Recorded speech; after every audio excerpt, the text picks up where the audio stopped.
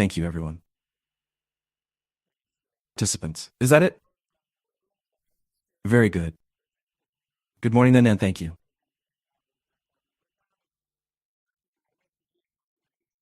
Let me introduce myself. I am the president of the Naples Rowing Club, Giancarlo Bracale.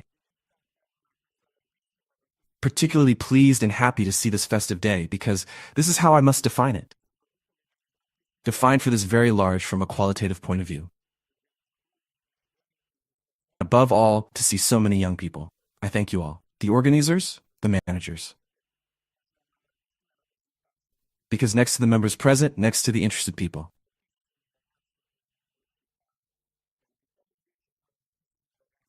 Then there is a very large representation of young people, and so there are all a lot of young people from the university. Van Vitelli, there are many young people from the Parthenope University.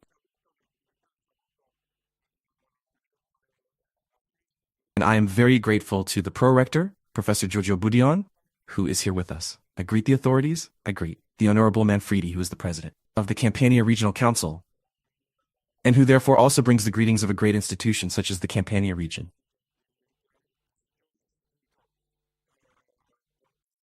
I greet Professor Emma Armentano, who is the headmaster of the prestigious institute.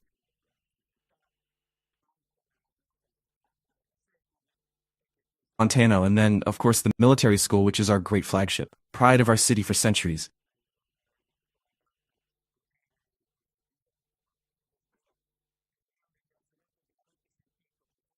And who are represented here, so I have already thanked Commander Alberto Valent and Commander Raguier and so on, all of them, I hope.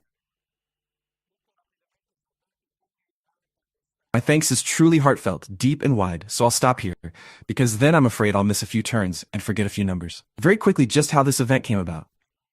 I have a role I'm playing at the moment, which is that of chairman. European President of University Emeritus Professors.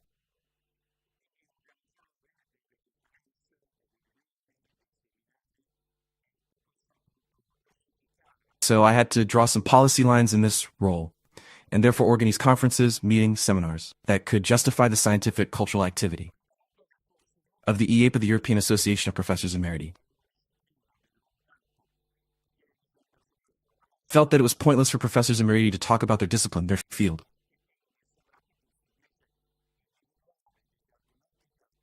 Because it seems to me superfluous now that we talk to each other, otherwise everyone tells their own facts, and so it seemed right to me instead to identify topics of the highest profile, of great breadth, of great impact.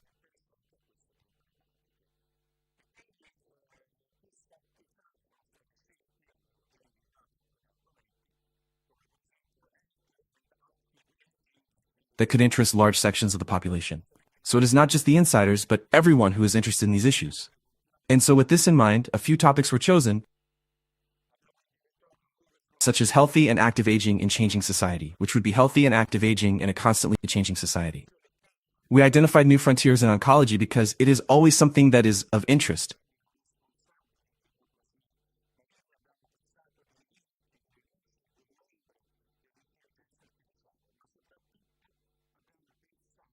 We identified nutrition and cancer that we are now talking about, as foods can sometimes be co-responsible or responsible for neoplasms. But there we thought about the limits, the light and the shade of artificial intelligence. But above all, we thought obviously about the sea, because the sea is our great strength.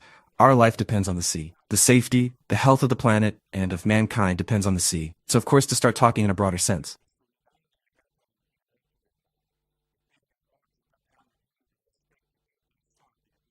Especially talking about two particular strands.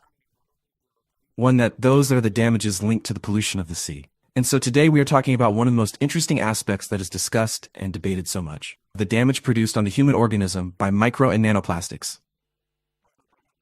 About which much is said, much is written, but still certainly not written at the end, so it is a continuous evolution on this topic.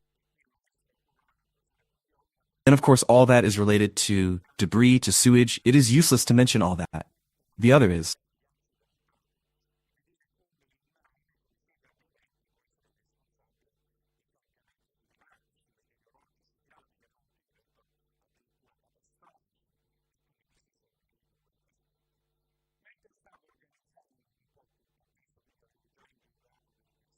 here again is Professor Boudillon, who led the Italian expedition to Antarctica for 15 years precisely to go and study the Antarctic ice and see how the sea with its changes can be responsible for climatic meteorological serious changes that sometimes even become catastrophic. And so these are the two aspects. While I was organizing all this a little bit, so I had already identified people. We had already organized. Here come those circumstances of life I came across in this very interesting character who is going to speak in a moment that. Our Roberto Guerini. Roberto Guerini joined the Swiss from St. Gallen, who is here with us. And Roberto Guerini will tell his story a little bit. He is the head of the Biodesign Foundation,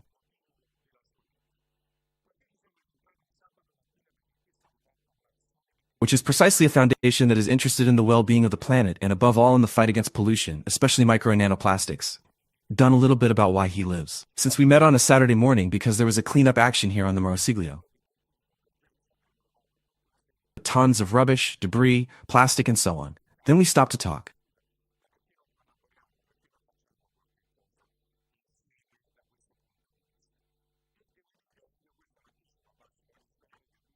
We immediately found points of convergence. We found a whole series of points of common interest, so there was a spark. He says, sorry, but why don't we work together? Why don't we do something together from this point of view? And I have to say this in advance, but I want to hope that he will confirm it, that there was another spark because he fell in love. He said two things about the rowing club Eri Napoli in Naples.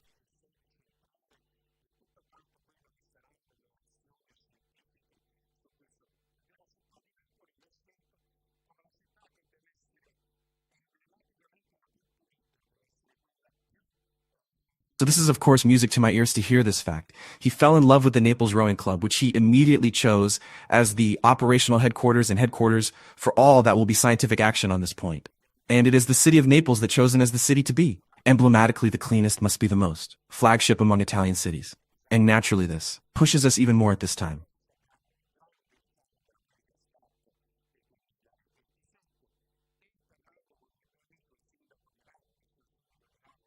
Because Naples is being called to great events. At the moment, Naples is the European capital of sport where we are all heavily involved in 2026. We have the great call of the America's Cup in 2027 and talking to my friend, the mayor of Naples, Professor Gaetano Manfredi, he encouraged me to say, go ahead, I am very interested in this. And above all, I am interested that we can also link major sporting events with important scientific events that have to do with youth and young people. So we have to tackle them. As you see. It is a circle that is closing. There is a convergence of interests, of passions on this point of view, and of course taking advantage, then, of Roberto Guerini, as you see. There is a whole mass of institutions apart from all the universities of Campania that are reported.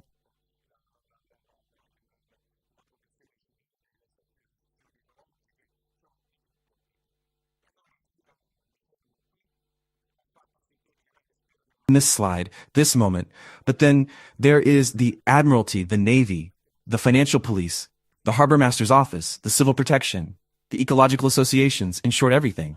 So I'll stop here. I hope I have not abused the time. A bit of a chronicle of how we got to this point. But of course, we are not stopping here. This is the first of a succession.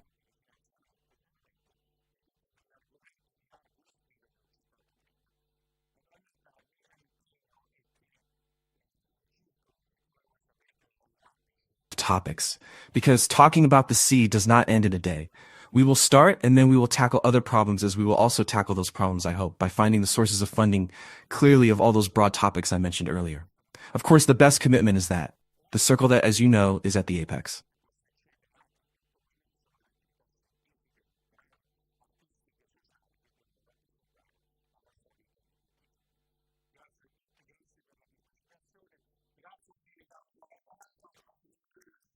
I need only remind you that the team said a few years ago that the Circolo Canadieri Napoli is considered the most prestigious multi-sports club in the world. And we are very proud of this, not only in sporting activities, but also in all the scientific, cultural, artistic, and social activities that must represent our everyday life.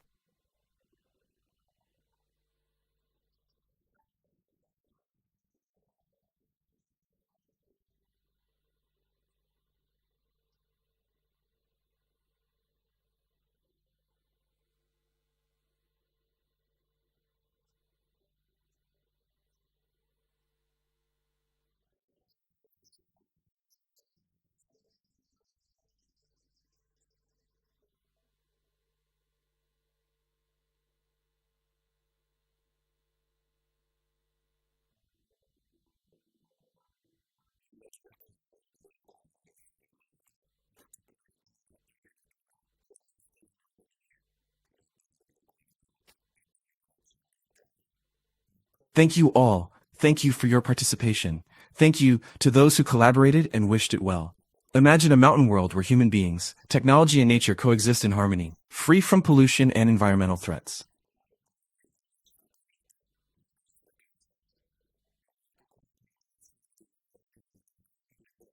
In which the places where we live and experience daily are pristine and everyone can enjoy their beauty. This is the mission of the Custodians Plastic Race, to clean our planet, our home. It was born with the collaboration of the Navy and the Coast Guard. It has grown thanks to the Guardia di Finanza and the Protezione Civile.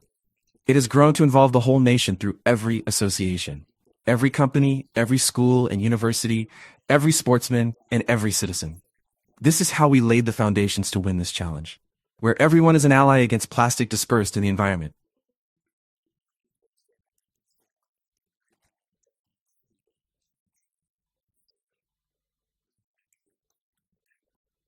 Working together to turn environmental problems into challenges. Solutions, actions. It is a race against time. The Custodians Plastic Race reached Italy, Spain, Germany, Macedonia, and Bulgaria. But this is only the beginning of the mission. At each stage, it brings together local forces to act in a coordinated and widespread manner, collecting what is foreign to nature to preserve our planet for generations to come. Let us become custodians of the future, helping to clean nature and to make it beautiful again, to turn the country into a clean place. Green and salty. Let's start this new adventure. From Italy to the whole world. I'll to you, Geeter, now.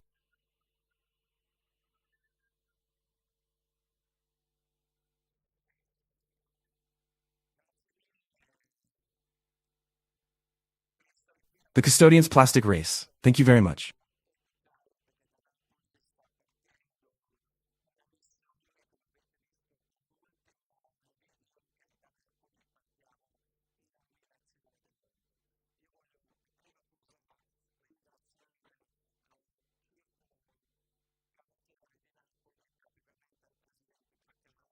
For being here today in Naples.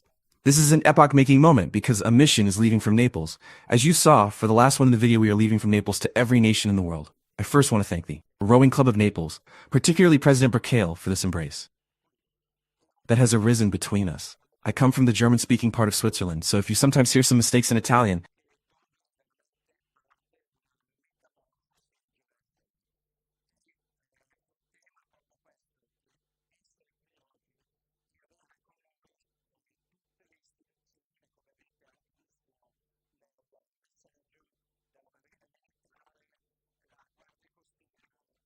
please forgive me. So it's a great pleasure to be here today because Naples is an extraordinary moment where a general metamorphosis really begins. And that is precisely the theme of being here today and having all the institutions with us, as you have also seen in the message from the Navy, the Coast Guard. And there is a whole movement that has sprung up to bring together and to clean from top to bottom and to keep it clean. Since the president of the Regional Council, Massimiliano Manfredi, has to go, then I would give him a quick hello.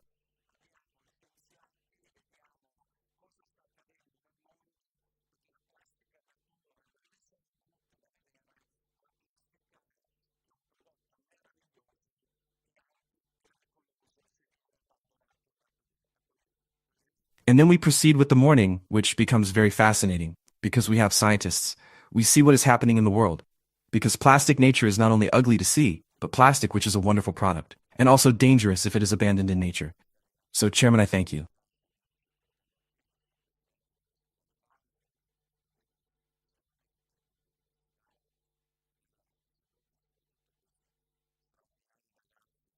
But first of all, thank you, greetings to everybody. I also wanted to first of all thank the host, so the Canadieri Club, its president for the hospitality.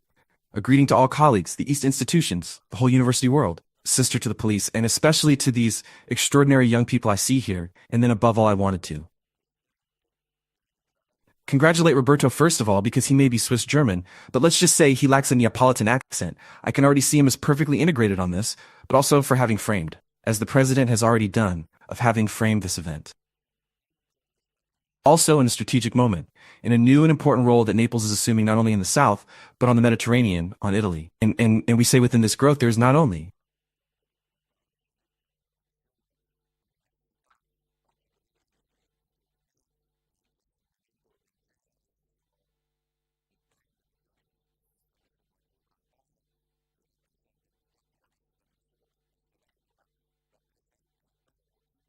tide of curious tourists who come to visit us, but there is a whole world in motion that concerns sport, that concerns culture, that concerns research, innovation, university. Today I see behind me that on an event like this, there are the best brands of the entire Campania education system. Represents the calling card not only for this event, but represents the real reason why we are in a phase of attraction and investment, of making the most of our resources in such a broad way because we started out, yes, certainly with greater means and difficulties than in other parts of the country, but we have enormous potential, which are these extraordinary young students who are also here, cadets and all the others who represent. The real reason why so many international groups come to invest in our territory, and logically this is a prize to our scientific research education system, because if these guys, us hope that they can have more and more opportunities locally, knowing that then mobility is now part of the, let's say, individual choices. But it must never become a necessity.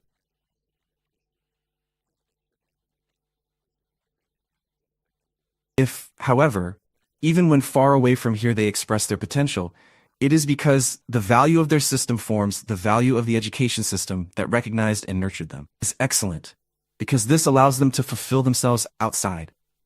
Logically, today's conference has the merit of posing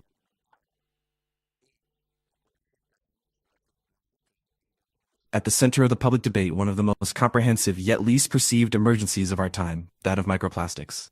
Invisible to the naked eye, but now pervasive as they traverse ecosystems, food chains, and, as scientific research is increasingly showing, even the human body. You know very well that I was saying this earlier, Guarini, the European community is also investing significant resources in research innovation, even the birth of instruments. We also have agreements with some other regions concerning the creation of new vessels, and which are able, let's say, to clean the see-through. For those of you who are a few years older, like me, you are too young. Let's call them modern pelicans. For those of you who remember the pelican that was that boat that was used to clean up evil, that collected waste, now technology allows us to collect through.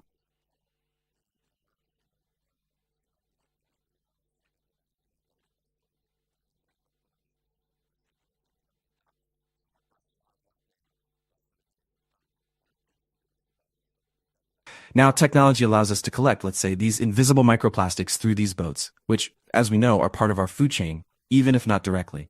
Just see how much they affect the healthiness of the food chain.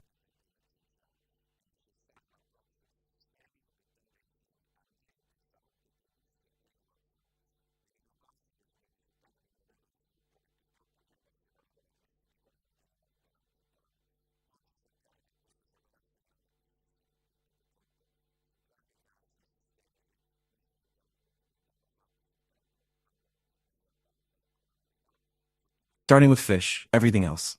This logically leads us to a first reflection. We can no longer afford fragmentary policies or emergency interventions. We need a systemic approach that brings together environment, health, industry, and innovation. Microplastics are the result of a development model that for too long separated economic growth from environmental protection. Today we know that this separation is no longer sustainable because, unfortunately, on major systemic causes, we only realize the damage done upstream and never downstream. In this respect, we have also, let's say, the naval forces who know this issue well, is to finally do prevention and not just cure a system. Let's say, the image of this world, even if it wasn't a microplastic. And that story you read in some national newspapers, La Repubblica, Il Corriere della Sera, a year ago, of that drum, of, let's say, that now bankrupt detergent company in the world, that the sea after 62 years had delivered to a beach in its entirety. It was not a microplastic, but it was, to say the most, visible, more understanding of how one does not realize 60, 70, 80 years later, of the damage one does to future generations. Campania, because of its geographical position and its overwhelming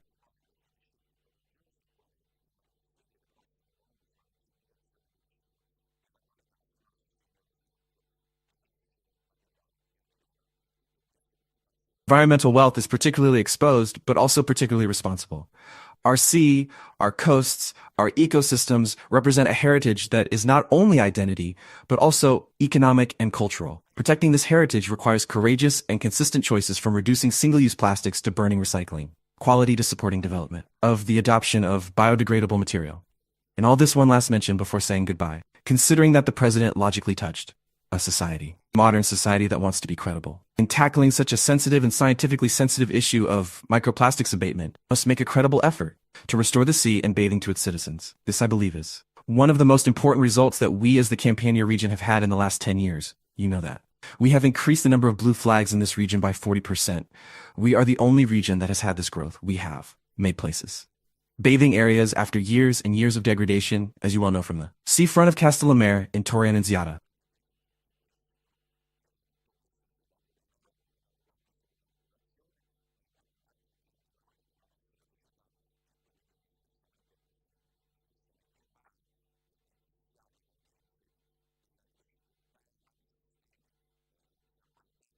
Up to, let's say, the abandoned Domitian coastline area and now counted among the national blue flags since last year.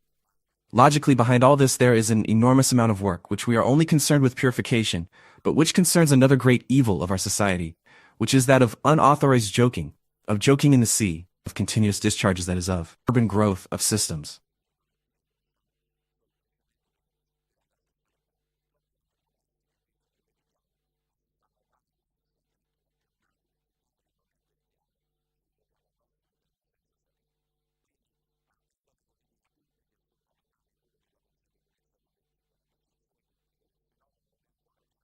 Let's say net of sewage systems that did not exist, and therefore of building speculation that also hurt our future. On this we have given a great demonstration of important work, indeed thanks to the resources of the European community. And that was a visible pollution that we could see, and that did not even allow us to take a bath or catch diseases, as they simply know how to take a bath. Unfortunately, microplastics instead, we do not see them, but they hurt us even more, because since we do not feel them, we find them inside without knowing. So alongside public policies, the role of collective awareness is crucial. The public perception of the phenomenon is not yet fully understood. From their atoll to its real seriousness. Often, microplastics remain an abstract concept, far removed from everyday life and people, but unfortunately this is not the case. Instead, they are already part of our everyday system.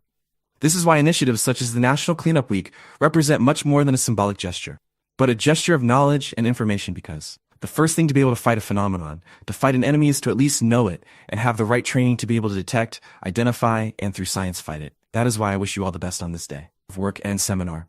I thank all the organizers, and above all, I am very happy that such an important audience of young university students, of students in all these halls, are so present in this wonderful facility, because our task is that to them we can, that they can act better than we have, knowing that we risk not handing over to them a better world than the one we inherited. And thus not to pass on to them the mistakes of the past that we may have also made. The best way is to give you all the elements to be the best we can be in professional, administrative, associative roles, and as you see fit in your lives. Thank you, and good work to you all. Thank you very much, President. We have brought you today. Soon that means that it is indeed.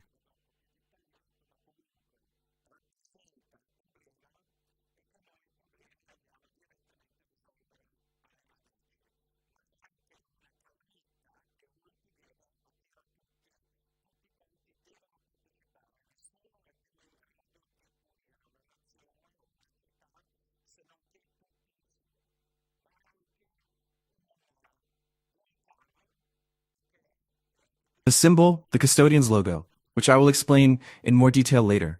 But in any case, it represents the problem, and that we problems go straight to the root. But it is also a magnet that altogether attracts everyone to participate. No one is able to clean a nation or a city except all together. But also, a volcano, which we have a wonderful symbol here in Naples, no? But I felt it. Contagious. Exactly. Dialogue. Contagious, because that is the concept. The volcano that is now going to explode, obviously not the one in Naples, but ours that takes the mission to every nation in the world. Even be a victory, because beauty wins in the end. Thank you. Thank you very much.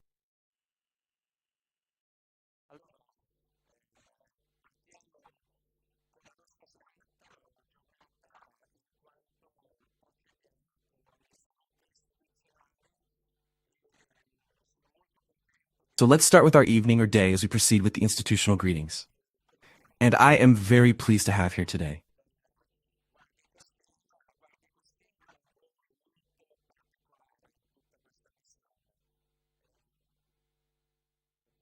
Commander Vincenzo Zagarola of the Coast Guard as well. The Coast Guard, a very, very special role in this whole mission. The Custodian's Plasticlide project was born in Genoa.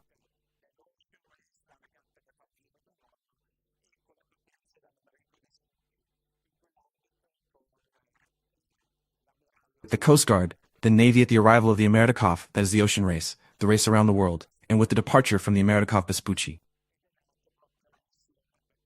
In that context, with Admiral Sergio Lirdo, We launched the custodian plan Plasticlitis Primo Lauser Race, and the mission to clean the entire planet was born. So thank you very much for being there.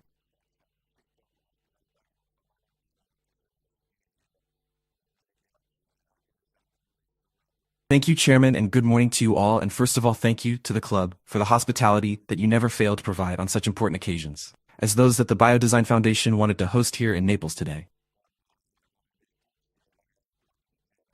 President Guarini already mentioned the occasion in Genoa, which perhaps some of you will have recognized in the initial images, with the Vespucci ship and the port of Genoa were the start.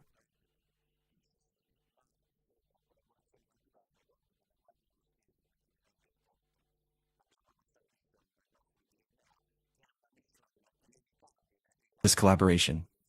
Natural collaboration, I will be brief because then those who come after me will be able to give scientific elements to absolutely more incisive. But I was saying natural collaboration when, as a Coast Guard, as a port capital,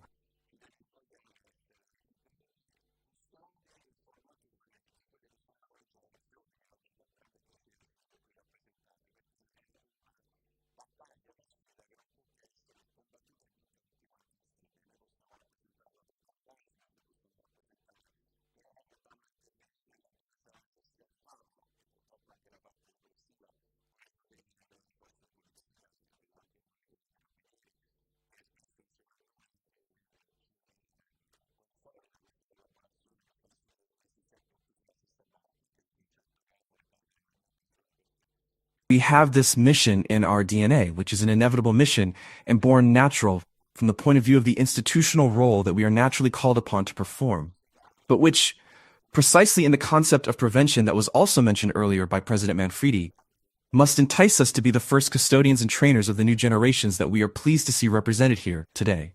Because it is a battle, it is a challenge that can only be fought and won altogether. We can represent the tip of an iceberg, we can represent those who go and intervene where there is a need to do so. And unfortunately also the repressive part with colleagues from the police force, and I also see colleagues from the Carabinieri, who often work together with us to consolidate this collaboration that makes us all be in the same boat, which is a concept that I love to repeat on every occasion, because the concept of the crew must also be brought back ashore at times, because it is from the land that contamination unfortunately arrives, which then risks intoxicating our seas, and as we well know, our life comes from there, and we cannot do without protecting it with every effort and every possibility allowed to us, both from an institutional point of view, as I said, and from the point of view of the individual behavior of each one of us. I believe I have stolen a little time from the much more scientifically pregnant speakers who will be able to give you an insight into why microplastics are a problem.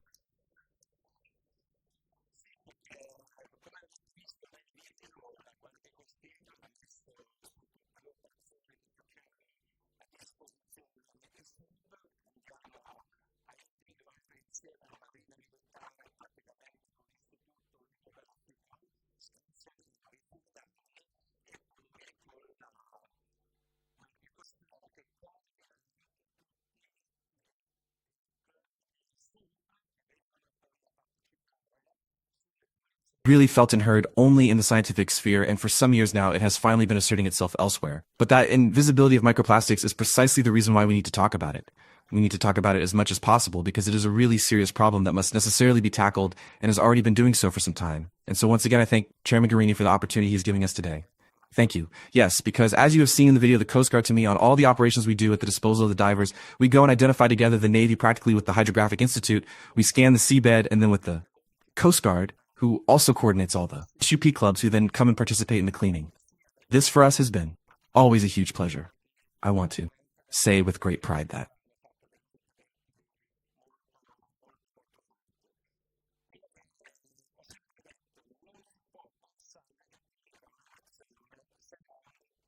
After the Navy and the Coast Guard and the Financial Police, which today unfortunately the commander had to divert the intervention, but the Financial Police have been doing a very important job ever since we left.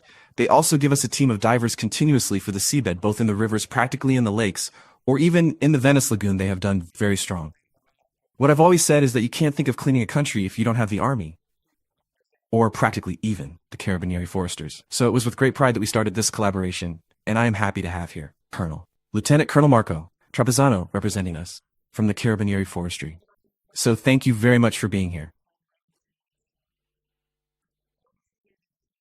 Thank you. Good morning, everybody. I will really try to take 2 minutes to make a point.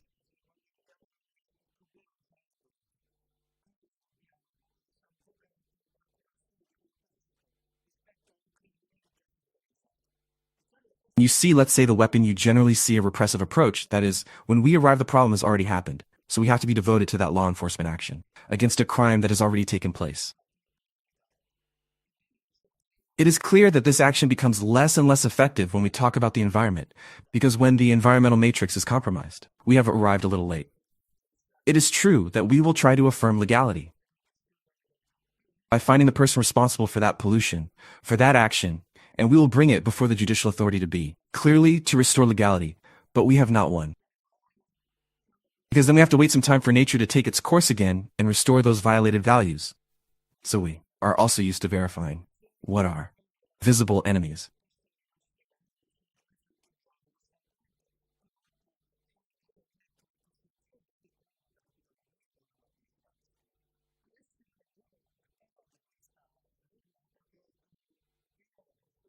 Village actions in the Terra Dei Fuochi rather than in our seas, an action that we constantly tackle with excellent synergy, an institutional network with the captain's office, with the financial police. Now I was reading the theme of this day, which is a theme I can say an invisible enemy.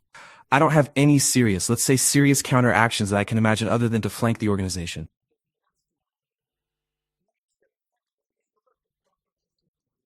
Let's say of endorsement, which is represented by the world of horizontal subsidiarity, that is the associations and life associations for citizens, foundations.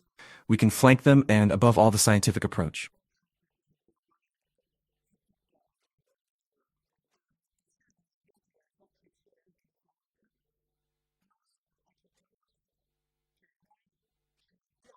Carabinieri Foresters, I bring greetings from General Fabrizio Peroni, the commander of the Organization for the Protection of the Environment, Forestry and Agri-Foodstuffs, and therefore one hell of an approach to the whole world of food and the environment in the sense of health. We accept the challenge.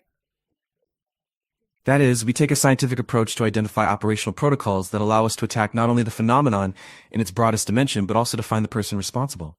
Because this is our DNA, to borrow my colleague's words, and our DNA must lead us to also, above all, attack at source those who do. The spill, those who pollute, those who despoil, let's say our environment, our nature. Because I mean, who does it? Does it, self-interest, and to the detriment of all.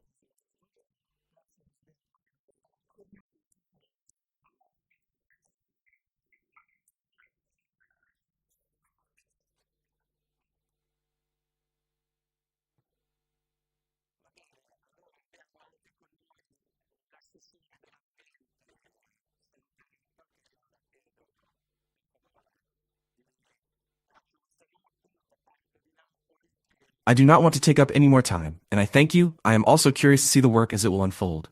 Thank you, President, also for the framework in which we have requested. All right, then, we also have with us the Counselor for the Environment, Mr. Santarata, whom I ask you, please, to give us a greeting from Naples who now. Let's show the world, no? How do you clean an entire city? And keep it clean, which is the most important part then. The biggest challenge is to keep it clean. Thank you for being here.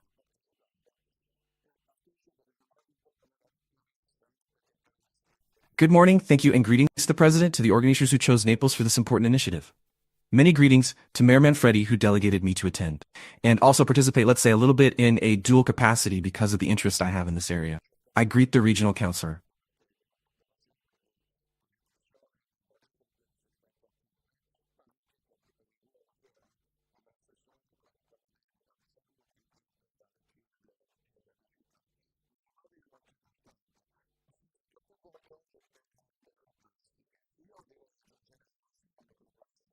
I am interested here in my double capacity, only as a researcher at the Federico too, because I've always been involved in the design of biologically active molecules, but also as for the role I have as counselor, as with the delegation of health, green, and hygiene to the city.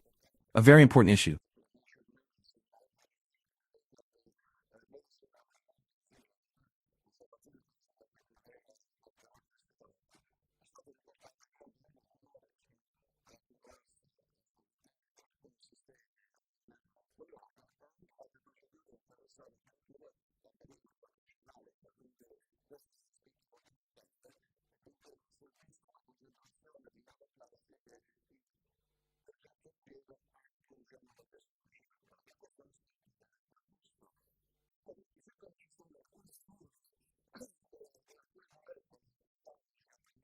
Heard several times today about microplastics. I would add not only microplastics, but also nanoplastics. Nanoplastics are the most dangerous ones, the ones that are even more invisible than microplastics. So much so that the latest studies that were published in 2005 in important scientific journals such as RACEORMADCINE, even New Medicine Option in Zealand, which I think some colleague will report this morning, it has been reported that even in humans, they are able to accumulate within certain systems, within certain organs, and even the ability to cross the blood-brain barrier. So this is a fundamental aspect, and therefore the concentration of nanoplastics has been seen.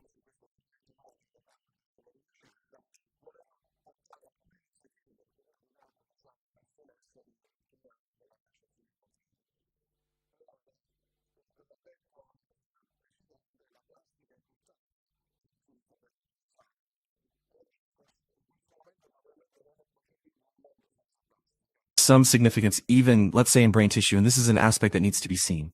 Just as there are some studies of certain molecules, certain drugs that are currently used as anti-diabetics that are also useful in the degradation of micro and nanoplastics within the body. I'm talking about glyphosines, which are anti-diabetic molecules, and the scientific world is also very interested in identifying enzymatic molecules that can facilitate the degradation of these micro and nanoplastics in the body. Leaving aside this aspect, which I will leave to colleagues who are more competent than I am, because their research may focus on this type of issue, I wanted to mention some of the initiatives that the municipality of Naples has put in place in recent years with Manfredi. Then, as the chairman said, plastic is important, but you have to know how to use it. Today, perhaps a world without plastic is inconceivable. It may seem contradictory to the subject matter, but you have to know how to use it, like all things. So,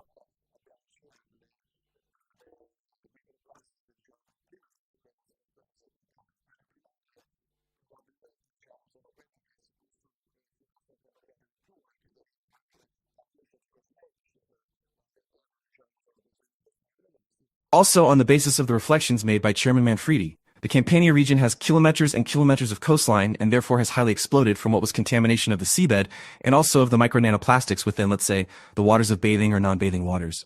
Naples, too, has made a great effort, so much so that we have recovered, let's say, the iconic beaches that until a few months ago were not suitable for bathing, and which we have been giving back to our citizens for the past few months. The problem, however, is another: where do the micro or nanoplastics come from? As we know, we have both microplastics, let's say primary and secondary ones. The primary ones, probably the ones that can be controlled the most because they also derive from the use of cosmetics that contain these microplastics. But in my opinion, the dangerous ones are the secondary ones because they derive from the degradation of plastic that has not been used properly. So, what have we done? We have proposed initiatives, first of all, of a proper waste collection.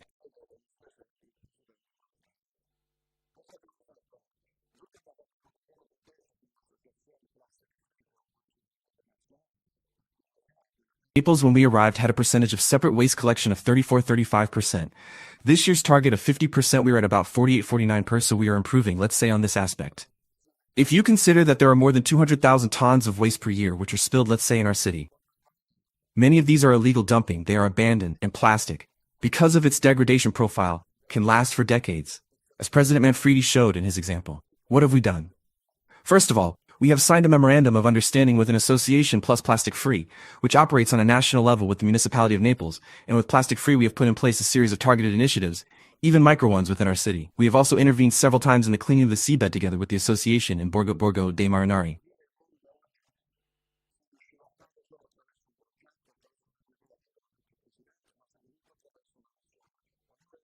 As well as at the moment about 50 Mangiapla devices are being set up within our city precisely to try to collect, let's say on the part of young people, water bottles, and other things that are consumed and then abandoned in the area. It is also an incentive mechanism because the citizen can also receive benefits with a card, and I think this is also the right way. But the mission, Clean the World Today, can only be achieved through a project, through a crew, as the president said, but above all through a vision. Each one of us must be aware of the damage that each one of us does on our own territory, not only to ourselves, but above all to future generations. Through sensible, but above all, let's say healthier models were plastic.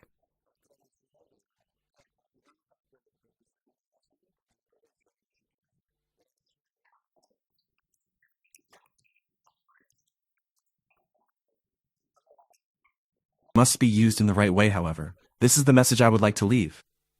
As the city of Naples, we are trying to cooperate with the FICO administration, represented here by the councillor, and we hope that in the coming years this model, which started in Naples, will spread to the whole of Campania, but above all to the whole of our country, through a model that depends on the health and prevention of citizens. Thank you and good work. So, also for report to the mayor.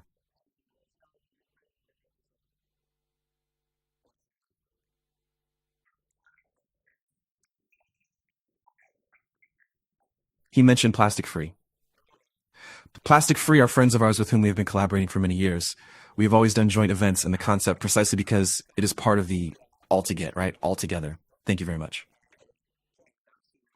Then let us proceed with an institutional greeting from the lawyer Valeria Panzeroni, right? There is Mrs. So where did he go? Well, then let's proceed directly with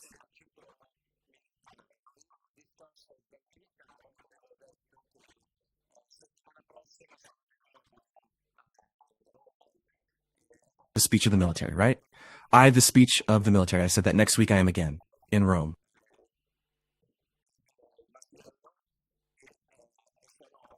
I just had the meeting in Milan with Chief Cami Masiello, and I'm very happy to have here.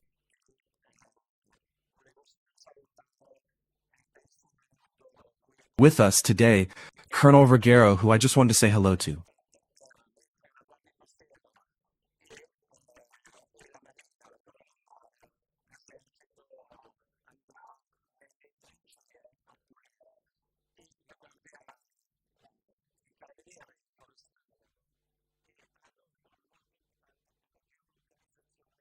For coming here with us today because the Army will play a very important role on land, while the Coast Guard and the Marilina work at sea, the Army will go to the trenches to clean up.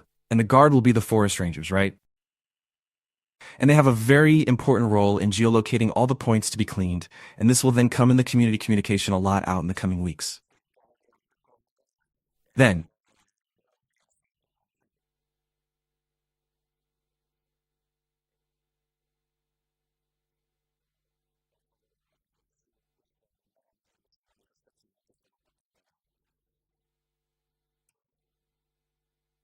yes, Claudia Pecoraro has not been pleased about this wonderful manifestation we are carrying out.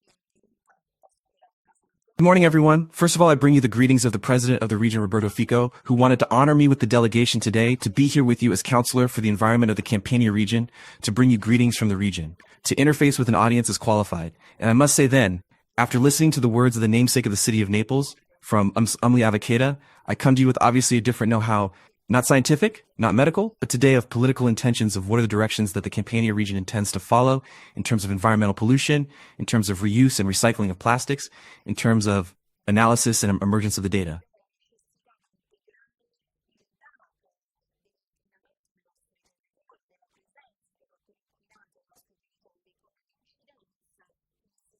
Emerges from scientific studies that now speak of plastics and microplastics and nanoplastics accumulated inside human tissue organs, and thus of how the environment impacts on human health. Those who have already listened to me, those who already know the policy that we have intended to give to the environmental sector of the Campania region, know that one of the priorities of the new executive of the regional government is to implement and push hard on the One Health theme. Because nowadays, keeping together the environmental data of pollution and the data of human health is not only something that can be useful, it is a necessity that we have today, because we have the need to integrate the data of the pollution of our territories, of the presence of the polluting facts of our territories.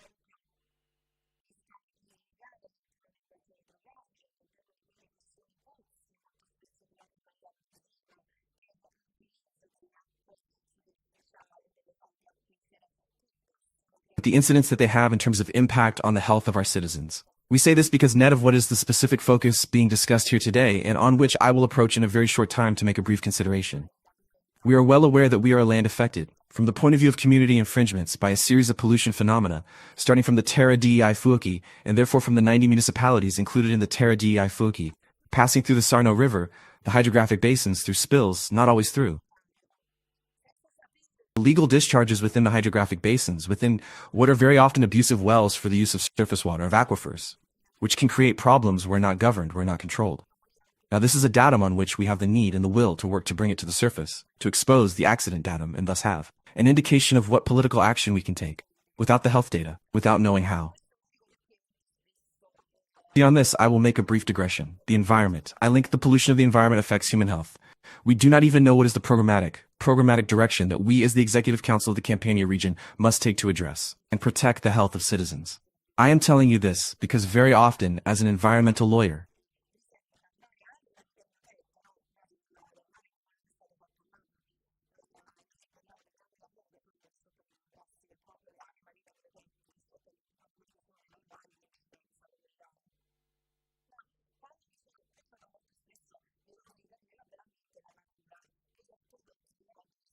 and therefore who takes in a bit of everything from the integrated water cycle, integrated waste cycle, soil protection, hydrogeological instability, air quality, nature reserves, marine protected areas. No. Earlier we were talking about the sea and what has been done in Naples, and we are talking about the great work that marine protected areas do with respect to their microaccident areas. But when I have approached very often, I've been told, well, the environment and nature, and all the time I have to explain. Certainly not to you, but in general to less qualified audiences, no. Environment and nature are not the same thing. Nature is within the environment, but the environment is man-made. The environment is also man. The environment is man-made. The environment is the urbanizer of the land. The environment is a bridge. The environment is an infrastructure. The environment is everything that affects the territory and makes that territory an agglomeration of data.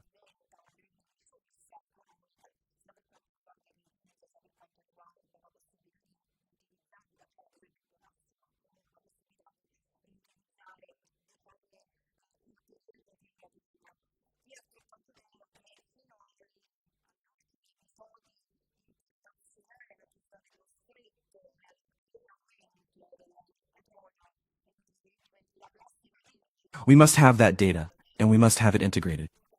With respect to plastics in general, we know how much we are now pushing, even nationally and internationally, on the recycling and reuse of raw materials, of plastics, which become a great economic resource both in terms of reuse and in terms of the possibility of hunting, for example, biogas, I imagine, the possibility of reusing to make further raw materials.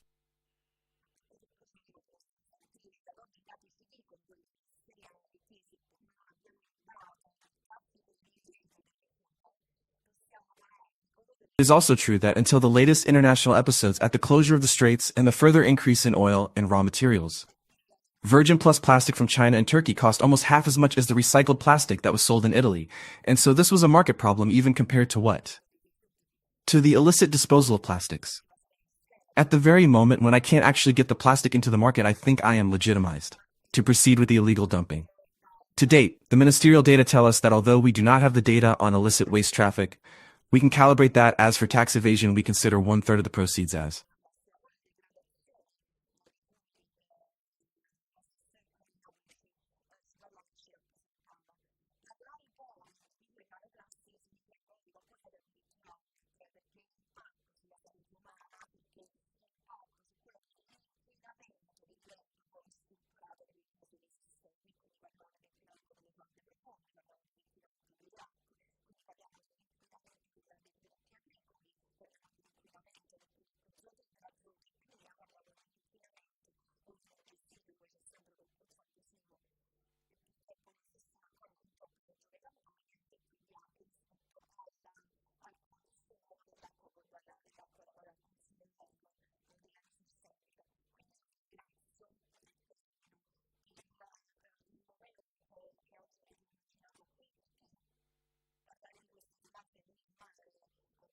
With respect to GDP, we imagine that 1/3 of that GDP could be tax evasion in the same way we must calibrate it with respect to the illicit traffic of waste, because that too is tax evasion, because that too is a figure. That third is also a figure for illicit trafficking, illicit dumping, and the failure to use plastics in an integrated manner, with the degradations that the councillor of the municipality of Naples was telling us about and representing us. Then talking about micro and nanoplastics means talking about something that goes even further because it impacts on human health, because it impacts on what is pollution, which then becomes structured of what are the systems. And so we talk about the pollution of the deep aquifers. We talk about water pollution. So let's talk about the pollution of the agricultural products. Let's talk about the pollution of the zootechnical product. Let's talk about the pollution where it is not managed, where there is always that abusive well. And unfortunately, there are still far too many of them in the Campania region, and therefore also with respect to the consumption of water from the water resource. So I thank you for the moment you have imagined here today because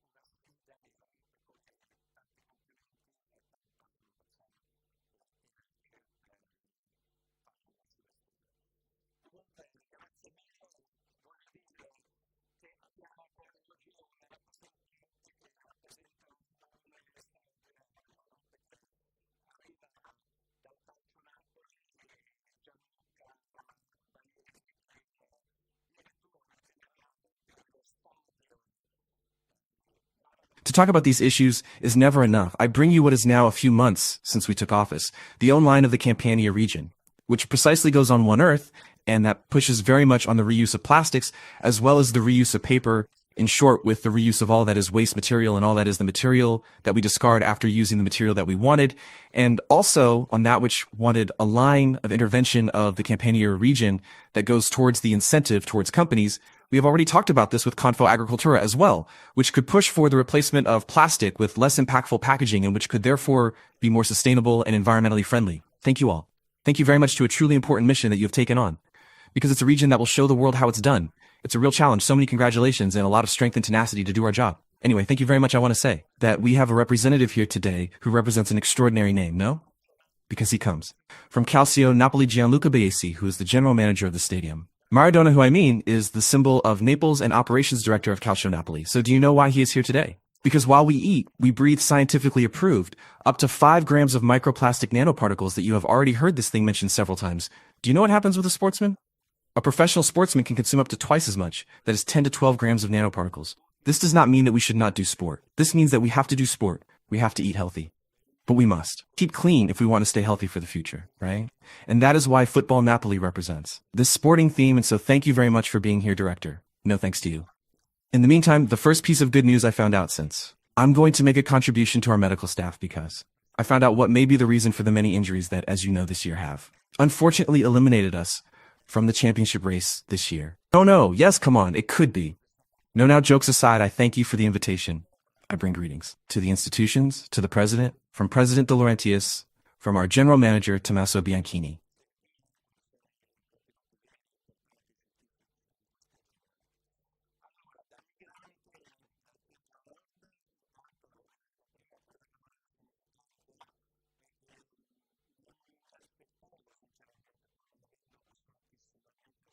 I thank Professor Marfella for the very welcome invitation to this important conference. I'll just take 2 minutes because I think you are all eager to hear what the real important scientific content of this day is.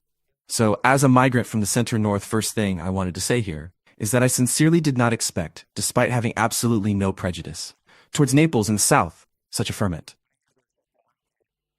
In this positive area and such a concentration of excellence in so many fields. So from my point of view, in addition to being positively surprised, was also very nice to participate at these events and to be part of this territory, this city, probably unequaled in the world. Apart from that,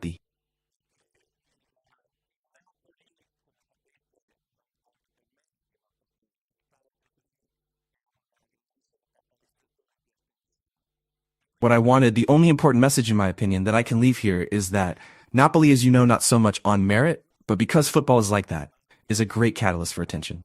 And so we try to do our best to channel this attention not only on the issues that are proper to us, so on the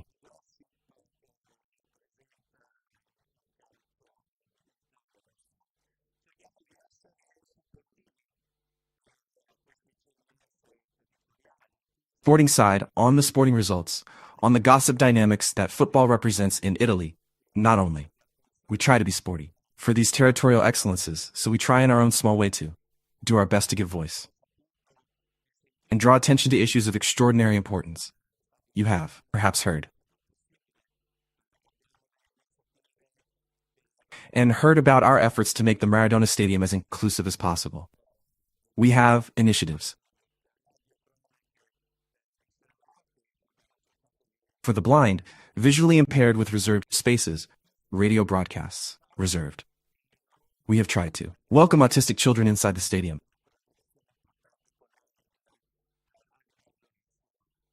And not least recently, we announced an important collaboration with AIL on a national level.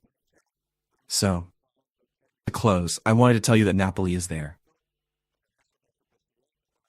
When there is a need, Napoli will do everything.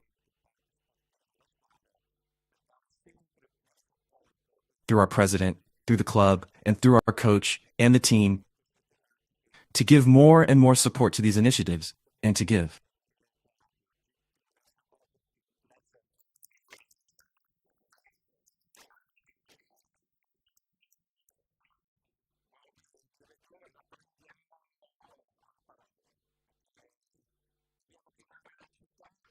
All these issues the right emphasis. That is what I feel like saying here today. I thank everyone again. Thank you. Look, Director, we take you to the floor. Why?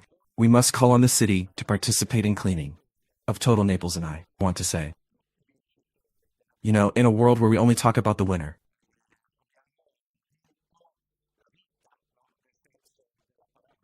when in reality we are all winners in life, right? Because we once won.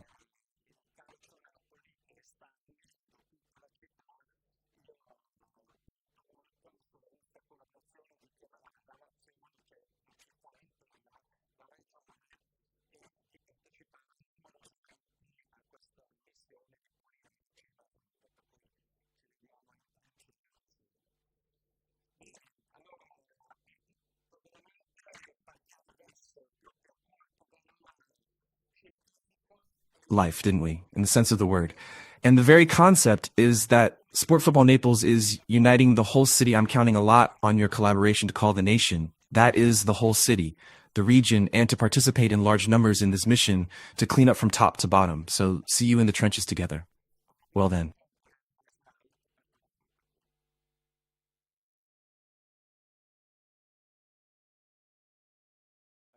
Start right now with the science program, and I'll give a brief introduction. Let's say how this mission came about, shall we? How it came from custodian plastic waste today, not only in Italy, but in many countries around the world. I will need the slide, please, so. Go. So the mission was born.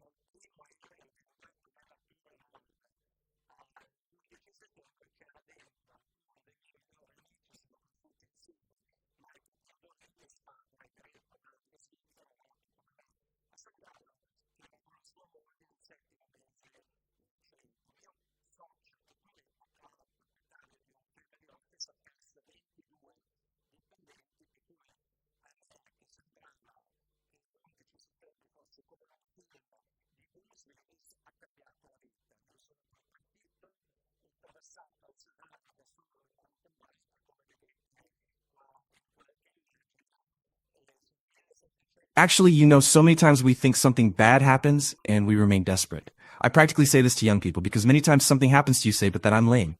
Yes, the concept that sometimes things happen, but they have a very positive influence then. So my life was changed on the 11th of September, that on the 11th of September 2001, the first plane that went into the North Tower, on the 11th of September was one of my best friends. We grew up together, Mictodo, Ridis, Greek father, Swiss mother born like me in Singalo, who was with his wife in the 7th month pregnant. My partner at the time owned a family office and lost 22 employees, so to me that seemed. 9/11 was like a Bresley's life-changing movie. I then left. I crossed the Sahara alone on a mountain bike, as you can see here in some pictures, and I came back that old Roberto died on that trip. So I came back with the idea of creating a solution platform. That is a Wikipedia. Takes the world's problems and turns them into challenges, solutions, action. With this vision, I returned and met Luigi Colani. Luigi Colani. Those who don't know him go and read. See about Luigi Colani, a world will open up to you, because Luigi is. Been the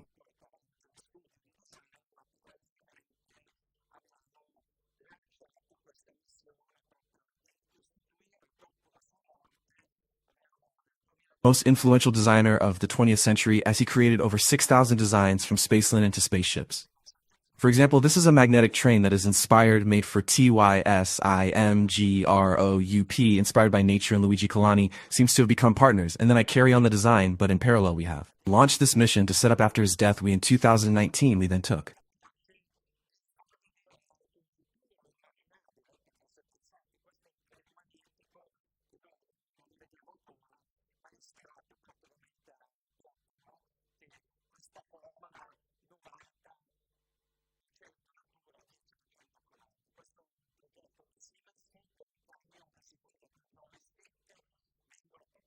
After 8 years of biodesign association that we were first association, we took this great heritage and put it into the foundation so that this design of Kalani's is no longer just a language of form, but becomes a real way of life that can also show an imaginable future. Because if you think this is a magnetic train, that we don't see them yet, but it is inspired by practically a tot, right? That this formed the 90% nature, 10% Kalani. This is a project for Siemens Group. It's a truck that you drive with a joystick. So many projects are developed behind our design. For example, a car, sports car, or any sports car that you see today. Behind where the exhausts are, you see these rakes that here. You see them up here? Then. These are tricks. Dynamic that Luigi Colani had understood that the flow of air, he saw the air passing underneath the car, left behind a large vortex that would break up to 30% of a car. Cutting this vortex, 2,000 years ago, or 2,000 years ago, someone said divide and conquer. That is to say, in a nutshell, divide this great flow of air into smaller vortices. There is no more power. Is there? So this is very important to remind us because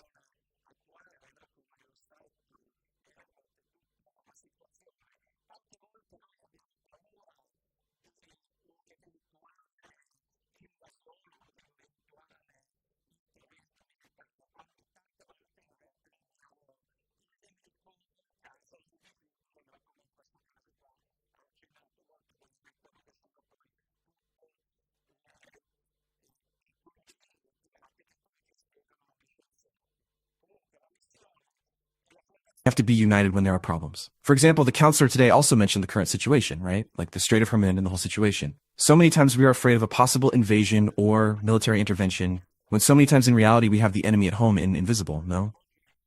As in this case here, I mentioned very well what all the pathologies, the themes then explained to us by the scientists. However, the mission and the foundation is born, as mentioned on Colani. And here you see Luigi Colani. These are boats that he already designed in the 70s.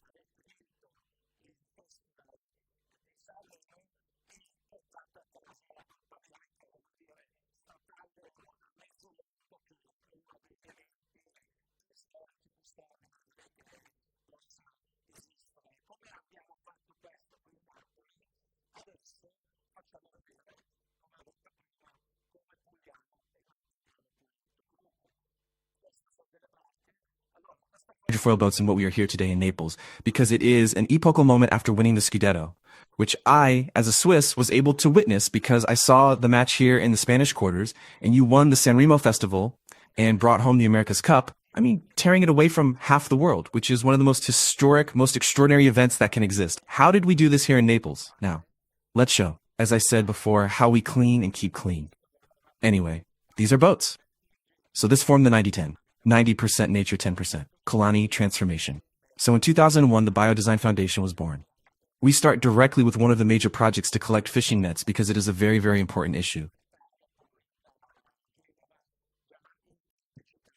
And as part of the ocean race, where we were a partner of the Genoa team together with the Navy, I said at the beginning, together with Admiral Sergio Liardo, we were able to give life to this mission and then take it from Genoa already to many cities. To date, we have cleaned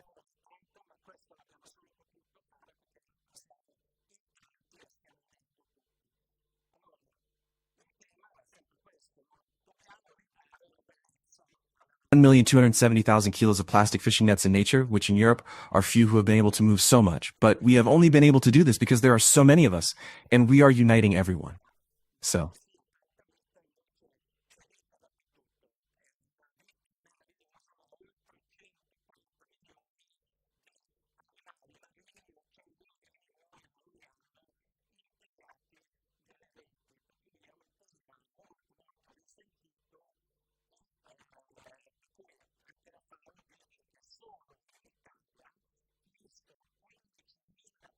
This is still the theme, isn't it? We have to give beauty back to nature. So many times we see images. This is outside Venice, where we imagine Venice, the lagoon. There is not so much life, instead, there is life everywhere. It is a wonderful life, but over 130 million seabirds die every year caught in nets. So it is a very, very resentful issue, and for which even the FAU says that in Italy alone 15,000 tons of fishing nets end up in the sea. Because fishing nets are special waste, and as such it costs an average of €700 to dispose of special waste means that.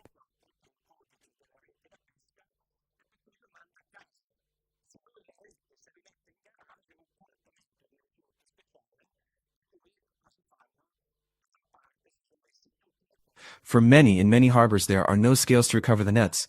So what does the fisherman do? He should load them in his car, go to the next waste company, but what happens there? He says, I don't have code 010204, which is the code for fishing nets, so he sends it home. If he puts the nets in his garage concealing special waste, what do? Most of them, if they all agree, abandon their nets in the sea. And that's a crazy thing. Me. Don't say this by accusing the fishermen. I understand them because it was they who asked us to help solve this problem.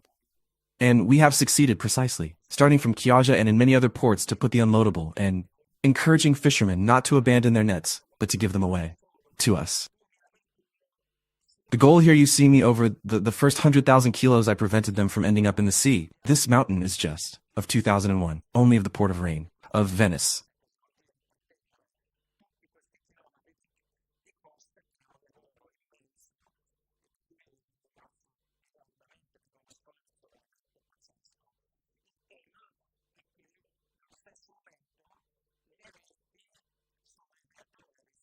Now we have 8,000 kilometers of coastline, so the Coast Guard knows what it means to protect all these kilometers of coastline, which is an immense job and for which I thank you enormously because it is a truly crazy effort. The theme is that at the same time the nets are actually a resource, right? Most of these nets we are now able to transform back into nylon, we can transform back into polymer, and we can make, for example, sportswear.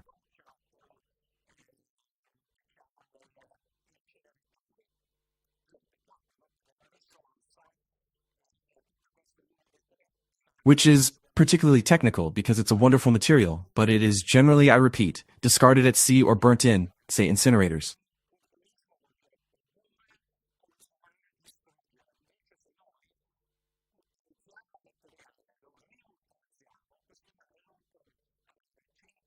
Which is a shame, isn't it?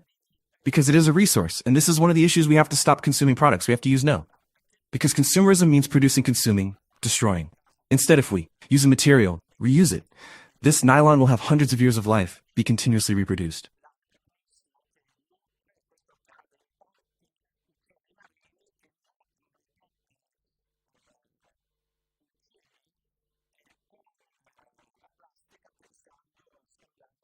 So why then does plastic in nature, this case here, are pictures of Midway Island in the Pacific that the albatross does not? That it feeds, and this happens in many seabirds that feed there.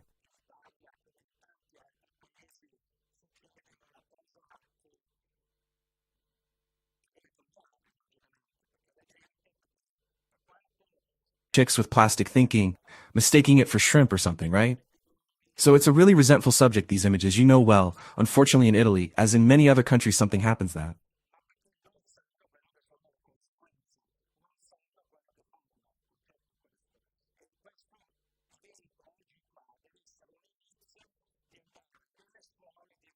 To change logically. Because no matter how much the municipality can make waste available and all that, there are people who still abandon waste in the wild. But because they do not know what the consequences are, they don't know what they do, the concept this. And this event here today must be a start to go to the schools, to go to the stadium, to say if we want to keep our sportsmen healthy. We must clean from top to bottom and keep clean. And yes, the very subject of schools, right? Which is a very, very important issue for us, which is the involvement of schools in many cities.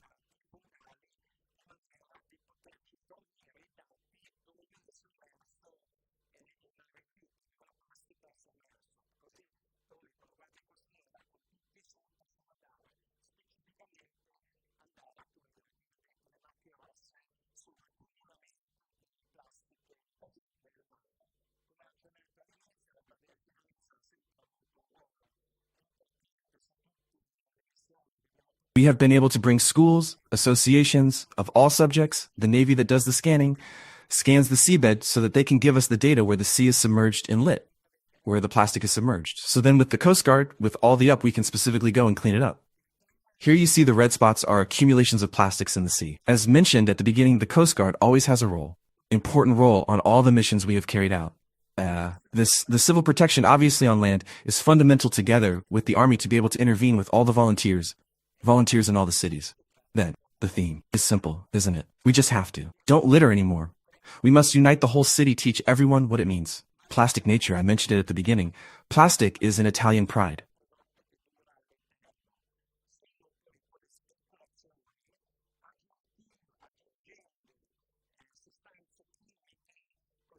That is, we received the Nobel Prize with Natta for plastic. But he thought plastic. He designed it to be a product that lasts forever. Only then with speculation.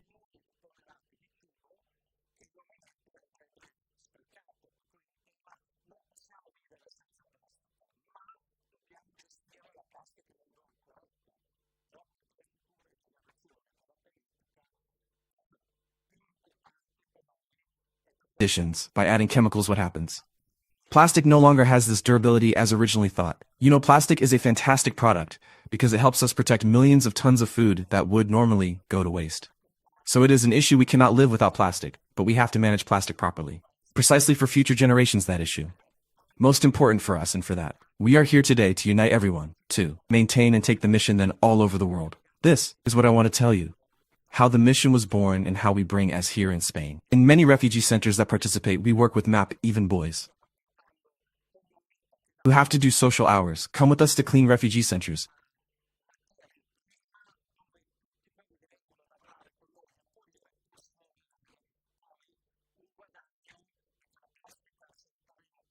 We are bringing with us because plastic becomes a raw material where all those who come to work with us to clean can have then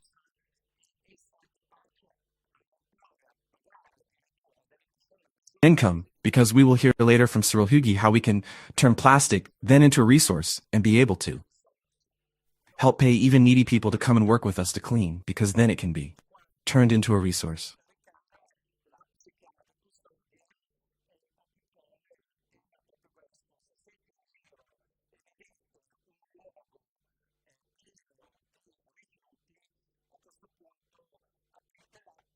So we have developed an app that I invite you all to download. The app is called The Custodians, and in a nutshell, that is what it is about.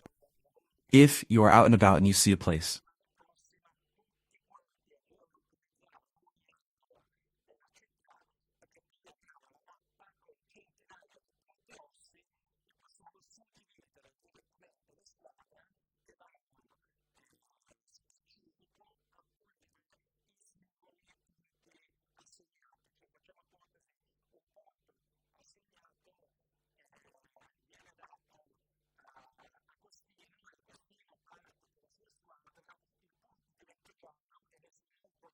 full of rubbish, at this point you open the app, you directly geolocate the point with the GPS photo, and we in the map of Naples. This is the work that we do now from next week, everyone to geolocate every corner of the city, because then we have the map with hundreds of red dots, and we can directly divide the teams that go specifically to clean the individual points assigned. That is, we make hypothesis 1 point. Assigned is given to Augustine, and Augustine leaves with his team. The point turns yellow, and no one else goes because everyone knows Augustine is going to clean there. Once clean, the point makes it blue.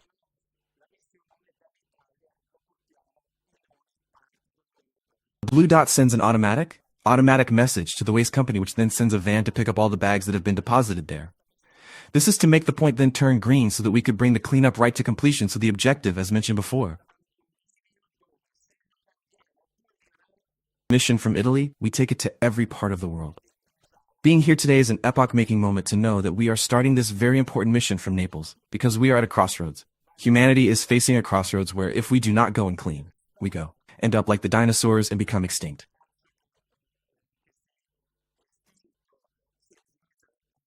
Sensitized. We all know the problem, but to end up in history as the race that I have.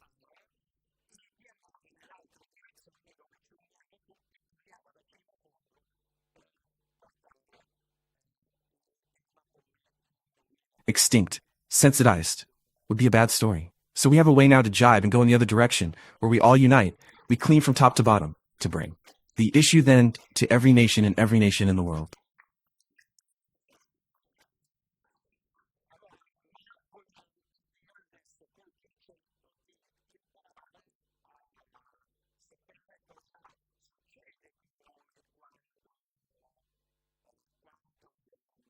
Thank you very much then, but we want to start now with the concept of learning what happens with us when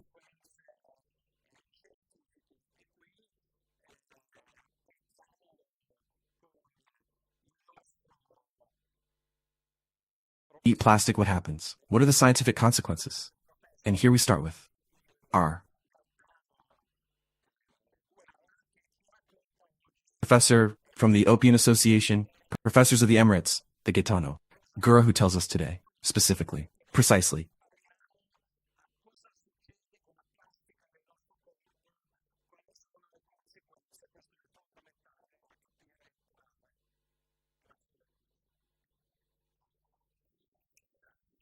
What is happening?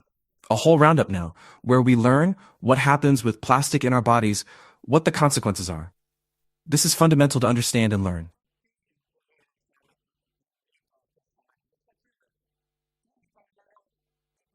Thank you, Professor.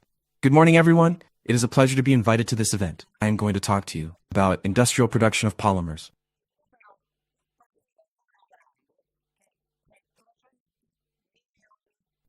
Because before we understand the problem, we need to understand numbers. Quantities, we start with a big number, which is 400 million tons.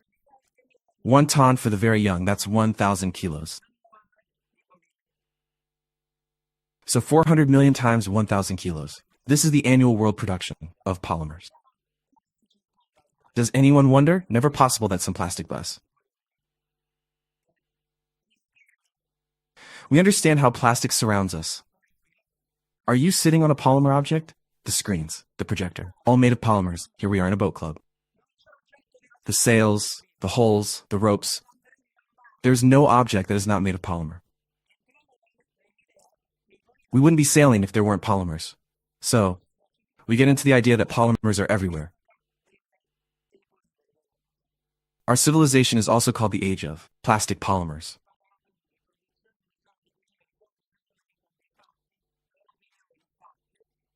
So I will talk to you about industrial production of polymers with numbers, with facts, not factual opinions. And then I will talk to you about a subject that is dear to Roberto Guarini's heart, which mentioned a moment ago, the circular economy. That is making waste become a resource, an asset.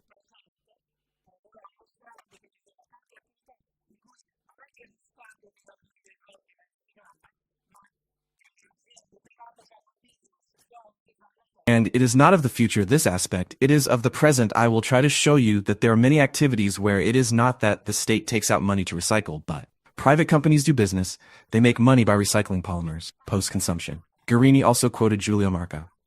This whole thing.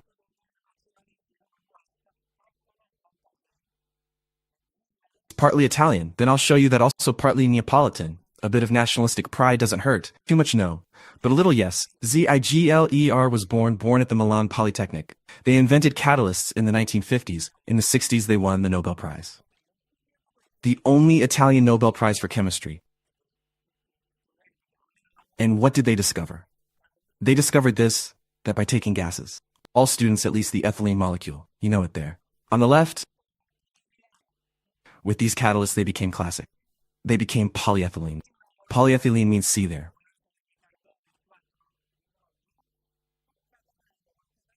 It is a small molecule with 2 carbon atoms and 4 hydrogen atoms.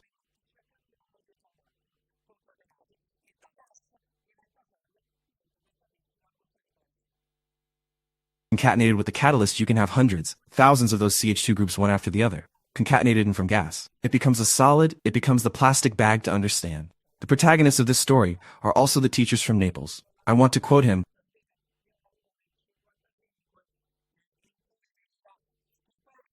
Paolo Corradini, who left us some 20 years ago, who was Nada's first collaborator. You see, I work in the 50-50.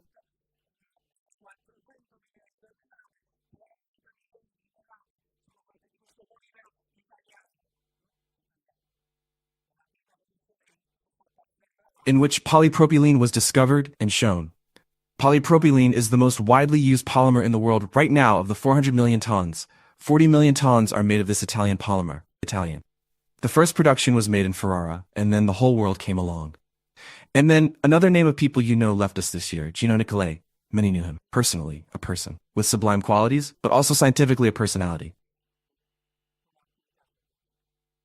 Internationally recognized in the change of matrix polymer composites for biomedical use as his main activity.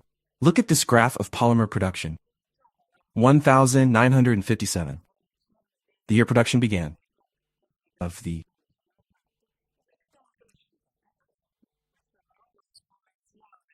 polymers with these Ziegler-Burnett catalysts and see the growth. Now, this exponential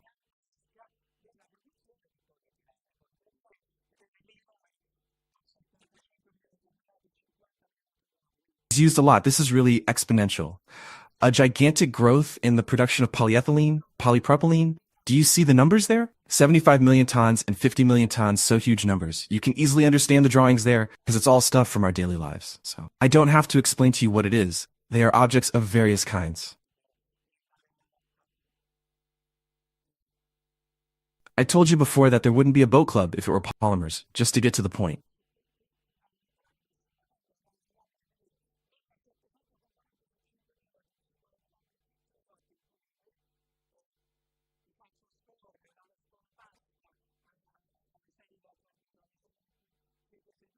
Applications of polypropylene alone, but here I go very quickly. In the car you see 1,700 out of 5,000 components of a single car are made of polymers. I run them from the colander, to the garden seats, to the seats you sit on, the tops of various kinds, the films, everything. So 400 million tons are used today, are being used.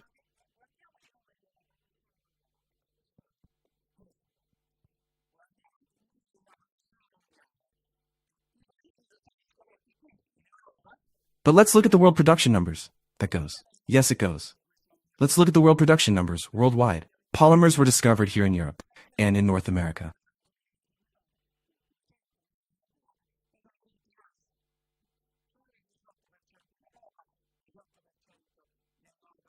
But where are they being produced right now? The usual refrain we have learned by now, 50% of these 400 million tons, so 200 million tons, are produced in Asia. Only 18% in Europe, 18% in North America, so fairly limited. And we look at this 50 million tons and the production, Europe. So we, in Europe, these 400 million, we produce 50 million tons, and it is interesting to see where they are produced. And we are not surprised that there is Germany in the lead, but second is Italy. And then comes France, Spain. What does this mean? That we Italians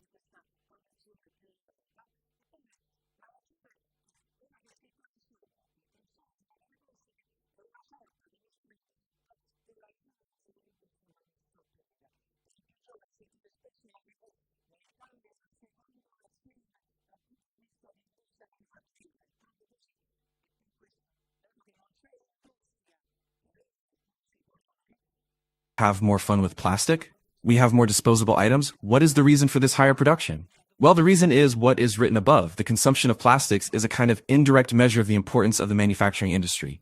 Younger people you often hear on TV, Italy is the second nation in terms of manufacturing industry, is that right? And for this, given that there is no industry that does not use polymers, when production increases, manufacturing industry means where things are actually made. No software, no stuff, material objects, manufacturing. Consumption is to have the basics that is provided. Here's a list of polymers that are used. The one you see most produced is polypropylene, an Italian polymer that I've said several times, a series of polymers that someone knows. And we come to this one, I make you lose. This is a game to amuse the students a bit. This is obviously a photo montage. A girl around the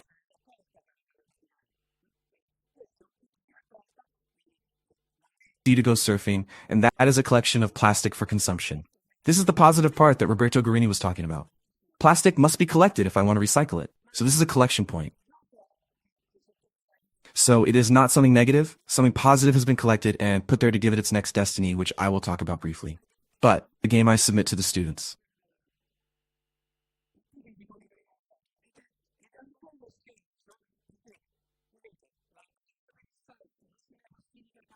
Teach macromolecular chemistry, I deal specifically with polymers, is try to identify the types of polymers in the picture. The types of polymers in the picture, and it's a bit of a joke because you see the surfboard epoxy resin loaded with carbon fiber sports trousers, lycra, polyurethane, tempoplastic elastomer. Sports shirt polyamide 66 nylon, which Guarini was talking about. I'm quoting you a bit too much. Polymer gels for curly hair, excuse me for saying this to tell you how invasive they are.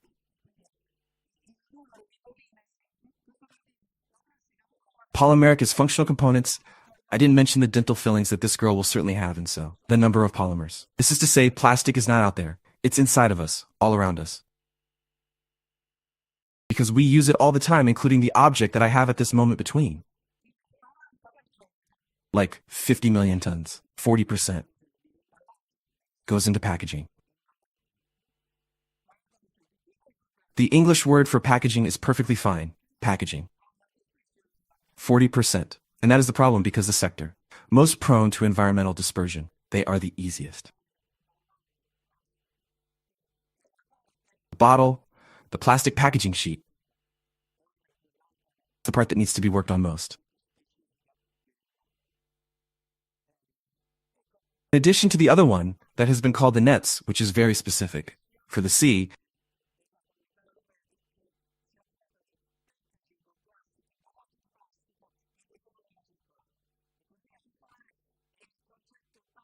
here I was personally involved in this one of the European community that dealt with packaging or plastic packaging, and circular economy. Circular economy is the basic concept of our future. We have to stop doing linear economy, that is taking things from the mines, turn them into objects, and then throw them away. It is no longer permissible. We are 8 billion people. It is no longer possible quantitatively. It is not feasible. 8. You see, this is the 39 report of this European Association, in which I was the only Italian member of this committee. But what do I want to emphasize?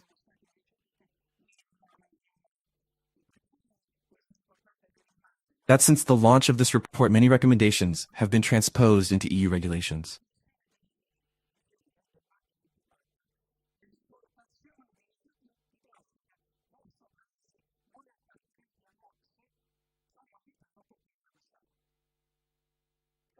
In particular, this is important for the sea, very important for the sea. The new EU regulation on the shipment of waste shelters that is of May 24. The export of plastic waste to non-OECD countries will be banned as of this year. What does this mean? The problem is that I collect the plastics and recycle them, some of which I recycle in Europe. Another part, because it costs less, they recycle in other countries. China, mostly Asians. What is the problem? That the wrongdoer is hidden everywhere, so I charge a company charges, recycling, the plastics. But in reality, it puts them in the ship, arrives in the middle of the ocean.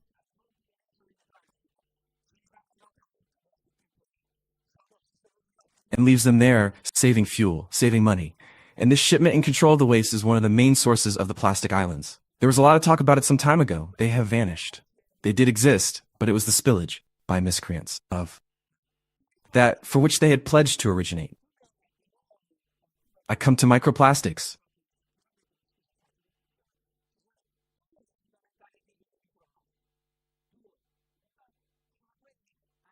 Someone said again, maybe Guarini, I don't know who said it. I apologize, I get confused. There are two basic types of microplastics. One is those voluntarily added to industrial products. In many industrial products, you see them there from shampoos, shower gels, detergents, lip products, nail products, makeup. There are polymers.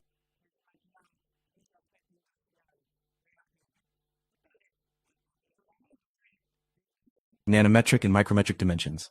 To give the right viscosity, the right feel, you can imagine the thousands of industrial aspects related.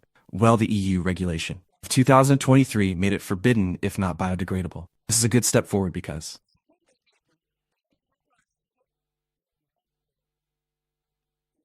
always can be a problem, but if they are well biodegradable, they tend to disappear. The second type of microplastics, indirect, from shattering macroscopic objects. What can be done to deal with them? There are two complementary mitigation approaches. One is the aggregation route. The other is recycling.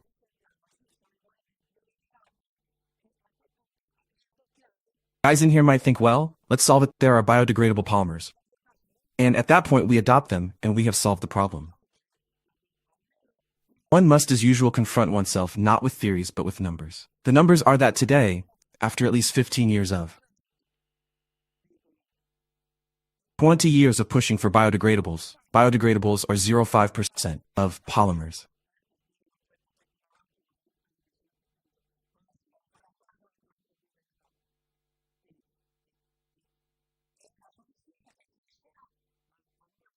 Because it's simply not easy in many cases. I'm not going to do the sailing to say technological object that many of the people in here know. I'm not going to do it with degraded polymers. So, it is a solution that will grow. But in my humble opinion, it will hardly exceed 5-6% of the total. So the main problem, the main solution in my opinion, whereas before I was stating facts, now I am stating opinions, is always. This for younger people, always be careful. Because when you mix the two, it becomes complicated to understand the reality. While recycling can be mechanical,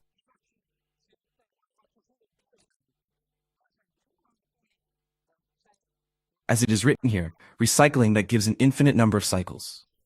I will give you, if I have time, just two examples. Two examples, one where there is a passage, for example, from a bottle to textiles, is precisely the analogous example to that. Was given earlier, and another one, which is what is needed for the circular economy, an infinite number of cycles.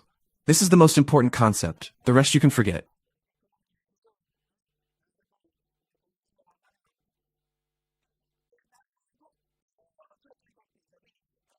Circular economy is when an object at the end of its life is completely circular. It can be reused in some way. The technologies are there, take a good look at them, to give rise to the original object again. So I have the plastic bottle. And from the plastic bottle, I get a new. From the discarded plastic bottle, a new plastic bottle. This is true. Circular economy, and here I show you the first case, mechanical recycling, that is what they call second life. It's a good thing, but it is of little use. It is of little use because the life of humanity is long. Making an object live twice as little, irrelevant. Let me say, is irrelevant. Better to say, it is irrelevant, you can see here. Plastic bottles collected and crushed.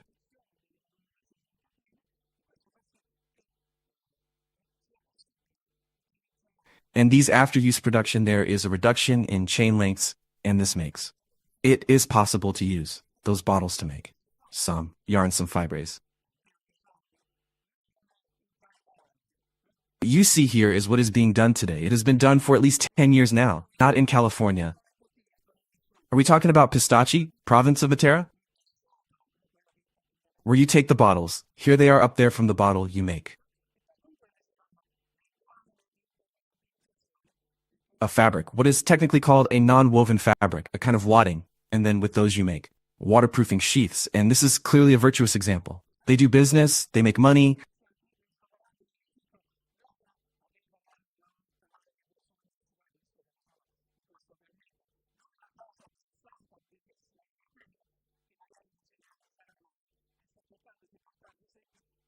This guy. So without support, without state support, so I'm talking about recycling, you don't have to speak ill of university professors for once as they are. May I say, not the thoughtful, beautiful, funny thing. Maybe will never be realized.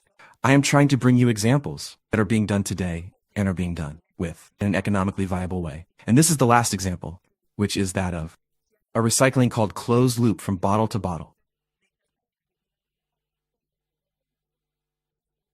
Currently up to 100% recycled PET is possible in the production of new bottles.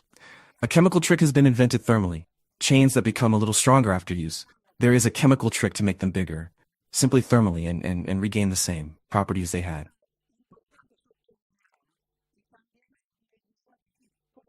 Here in the courtroom, there will be someone with a law degree for sure, that is, or someone who is a legal expert. I think it is important to emphasize how legislative changes can depend on technology.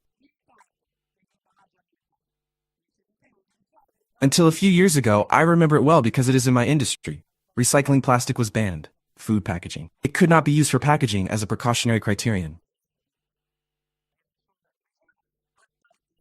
It was a bit over the top because when I took a plastic to 200 degrees and no bacteria existed, so it was oversized. From 2005, it became compulsory. Mind you, it was forbidden now. It is compulsory. There is no intermediate stage. Compulsory, I use it in a minimum quantity of 25% in.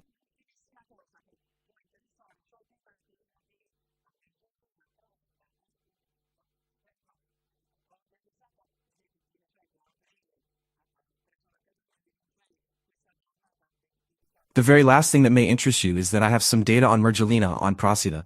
So I have organized C recently in April at the Accademia del INCE. I this day dedicated precisely to micro and nanoplastics.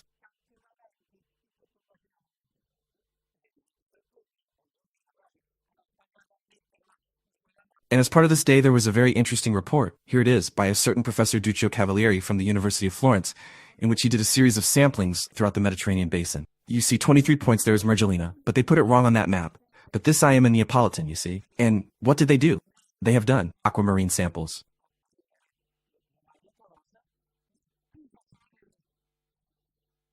Characterizing samples of mudpan and intestine, which are the ones that somehow mediate getting the various things. Here I show you.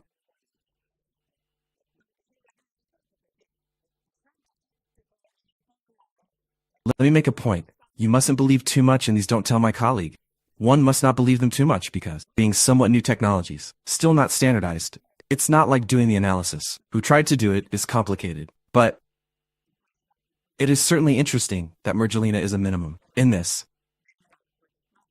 especially the part of the water. But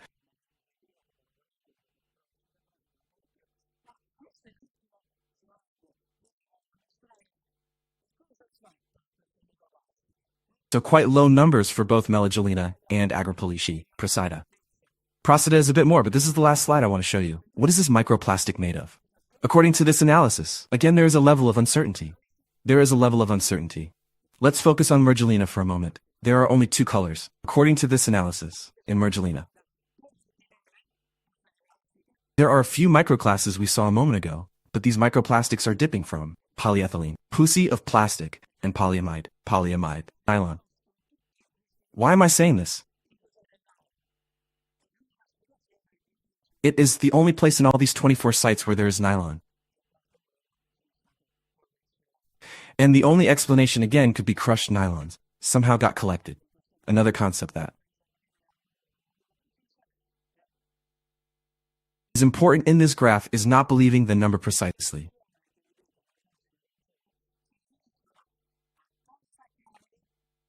The gray strokes you see, and the orange strokes you see not red-orange refer to polysaccharides and cellulose. We are talking about synthetic polymers. We are talking about natural polymers. Starch. Cellulose means paper, means cotton.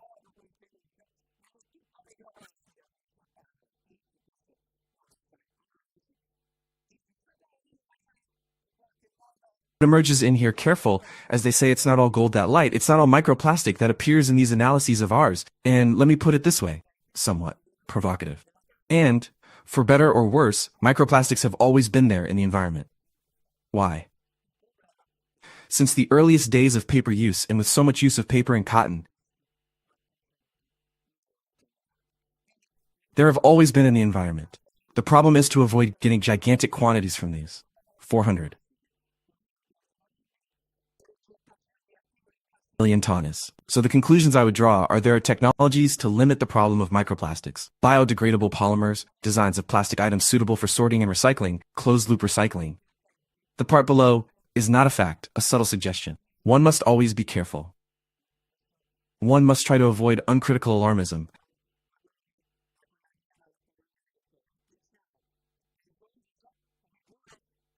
This is the message that came prevailing from that meeting at the Accademia dei Vincieri. Beware. It is dangerous as well as it is dangerous to have denialism. A prioristic denialism, nothing happens. Bust it. But be careful not to create alarmism. Let me cite just one case that involves us all. At one point, it seemed that electromagnetic radiation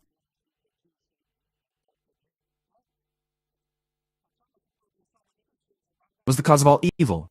Now nobody is afraid of seeing 5G, 6G, 28G. Let us do some soul searching by looking at the past and being careful not to be alarmist. Nevertheless,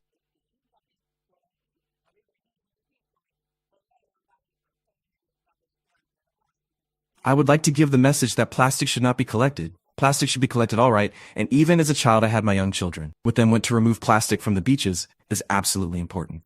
Scaremongering can backfire if it is excessive. Excuse the length.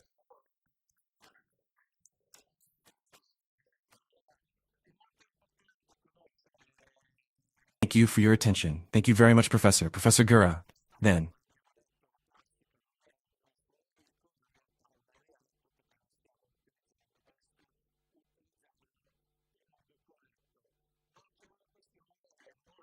It is very important to know the enemy, isn't it? To be able to counter it. But we said plastic is not our enemy. Actually an ally because we are using it just. Use it in the right way. But there is a very, very important issue that by now we find plastic not only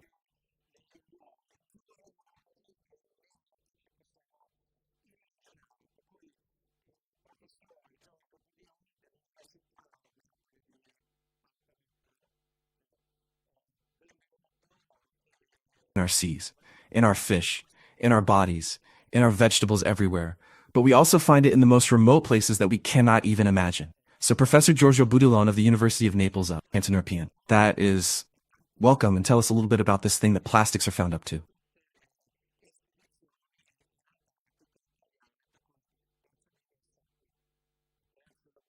As far as the Antarctico, right? Because he is a real missionary who has been following all and directing all Italian Antarctico expeditions for many years. So thank you very much for being here. Thank you, Roberto. Thank you for the applause, for the link. This still increases my tension. No thanks to the president, Berkale, and to all of you for being here. It is a moment of reflection. I hope also a pleasant one, as my colleague said earlier, we do not have to be.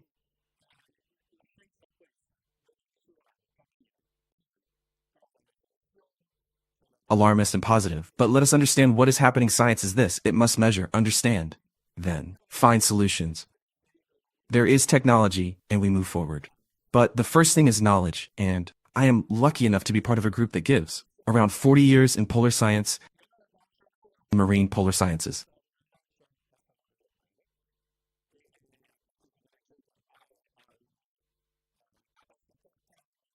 And so as an oceanographer, I want to immediately break a lance in favor of the sea, because as you read the sea, thermal capacity that over 1,000 times that of the atmosphere contains 90,000 times the amount of water it contains compared to the atmosphere.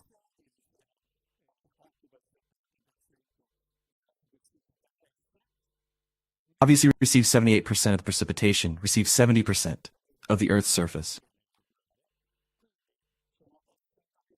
Half of the oxygen we breathe comes from the sea.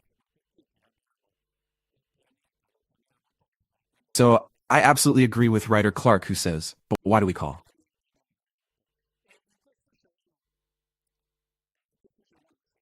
planet? Do we call it land and not call it ocean? Since it is the dominant element and in this ocean receives plastics, it has already been widely said, widely illustrated, and the worrying thing is that continues to receive plastics and the ocean is a collector. Because these plastics, as we will see, have residence times.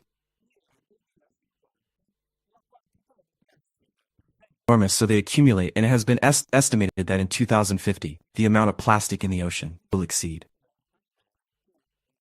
the amount of fish, of life.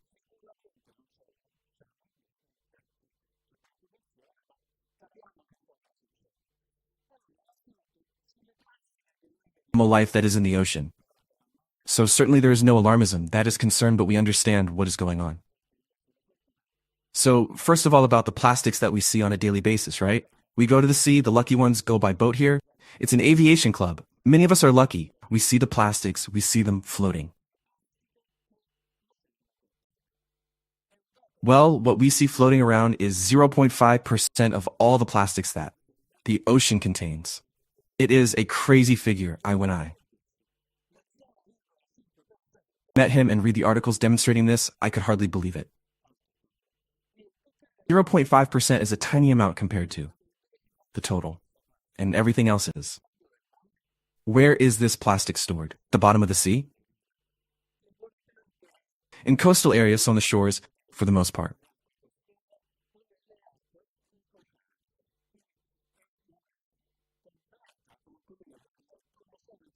Precisely degraded nanoplastics in coastal waters or in ocean waters. So it is complete, like saying the ocean is really permeated by the plastic. The problem is that this plastic doesn't just disappear, it hides.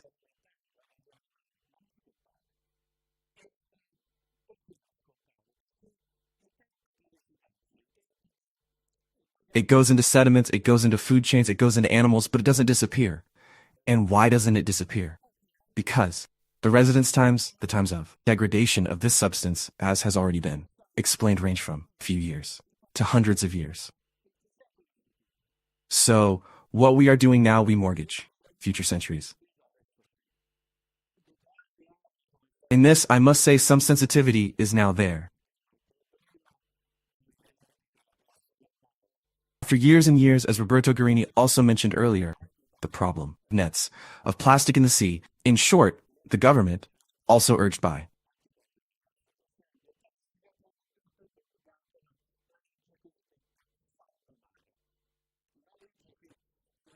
researchers, science, and also environmental associations, extended the so-called Save the Sea law.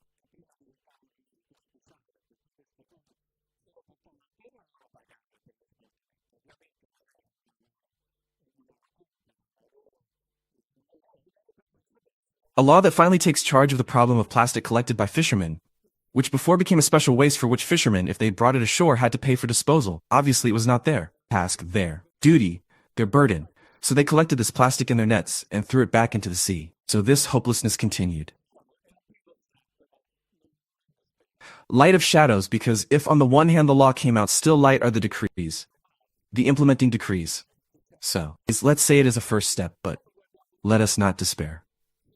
And let us try to understand this ocean, this sea that envelopes us. But we look at it through the eyes of a fish. If we look at it with the eyes of a fish, we have an ocean. We are used in school to seeing the Atlantic Ocean, one part, the Indian Ocean, the enormous Pacific Ocean. But if we see it as a fish, and therefore navigates in the sea,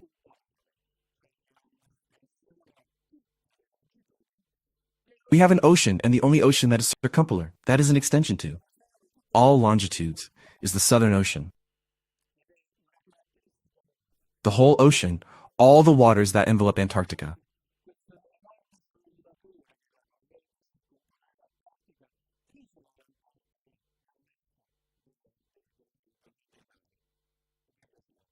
And it is a unique feature for better or worse. For on the one hand, this enormous blender that is the circumcircular Antarctic current isolates Antarctica, of the gods of the seas, of the oceans. But once things have entered, inside this blender there they remain, don't they? Like a vortex. You know, when things fall inside the vortex, they stay there. What do? We're going to Antarctica, I said. It's been 40 years since the Italian government funded an expedition to Antarctica. It finances it.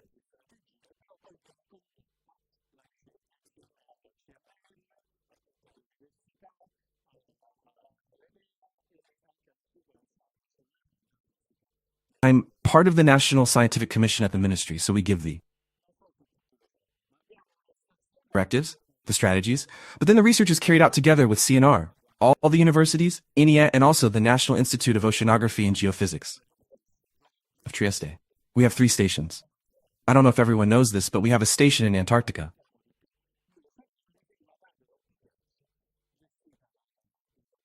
Over 3,000 meters of ice. We have a coastal station at Marisuchelli in the Red Sea, just south of New Zealand, and the 3rd station is the one we visit the most. We oceanographers, an icebreaker ship, operated by the OGS in Trieste, with which we go down from New Zealand, southern route. Precisely 180 degrees south, and after a week or so of sailing we arrive in the Ross Sea. The Ross Sea is a continental sea. Incredibly, there is the Italian base, along with other bases, and where there is the largest marine protected area in the world. It is a great achievement of the national strategies, coordinated of the various Antarctica programs have.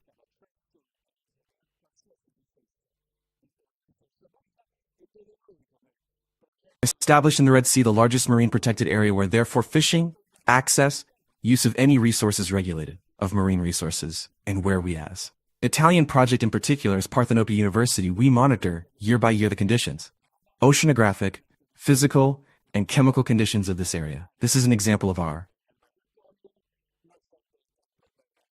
of the instrumentation we put in the sea that we collect year after year.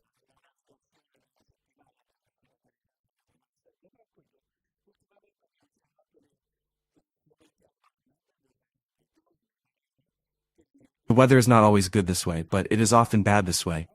And I have to tell you that a week's sailing in the Southern Ocean is not always calm. Lately, we have also been using some manned instruments, some marine drones. We leave them and they go up and down in the water column. When they rise to sea level, they transmit the data via satellite so we can investigate areas even without going there directly. The views are beautiful. Some slides I'll show you from Space.org. This is one. Small family of orcas accompanying us. This here is an ice barrier comes. It's framed. It's 30 meters of ice out to sea, but there's at least 80 to 90 underwater. Penguin colony. This is a colony of Adele penguins that are in the vicinity of the Italian base Mario Zucchelli hatching their eggs, remain here throughout the summer.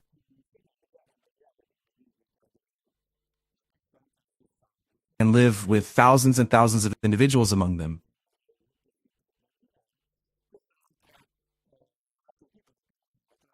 Often even fighting each other. They are not as calm and peaceful as one might imagine. This is another.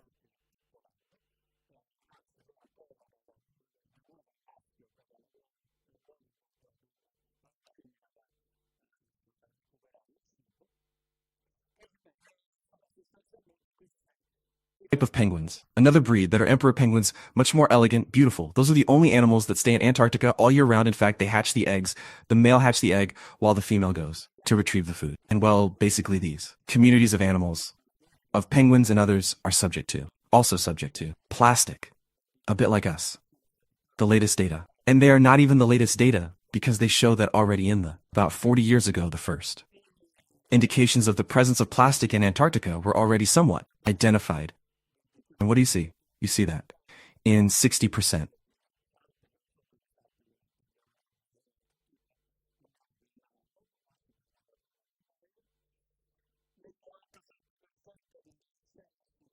Of the stomach contents of the krill and salps that are not salps as we understand them, but of a different type.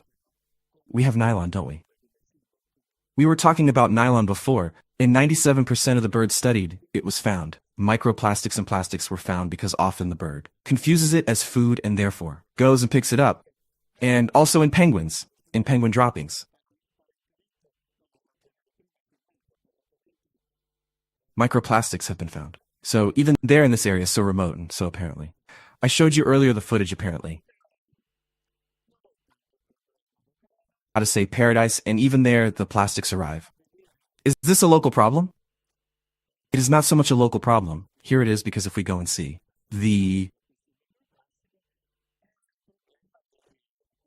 where these plastics and these microplastics have been measured, identified. It is a problem that envelopes the whole of Antarctica.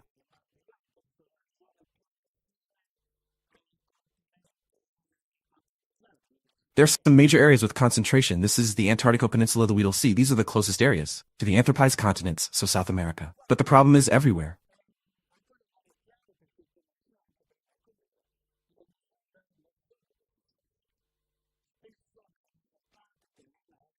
How much of a problem is it? It is still not clear because, as my colleague said earlier, measurements are not so easy. Often microplastics have also been found in the results and analysis of the researchers' clothing.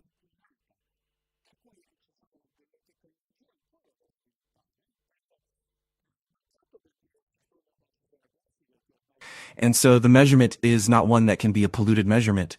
So there are technologies still to be developed to. Not so much to say there are or are not plastics, which by now it is clear that there are, but to go and quantify and measure precisely what the impact and presence of these then.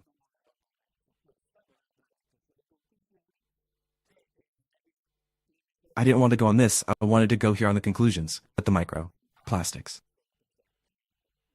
have, let's say, by now invaded, are present.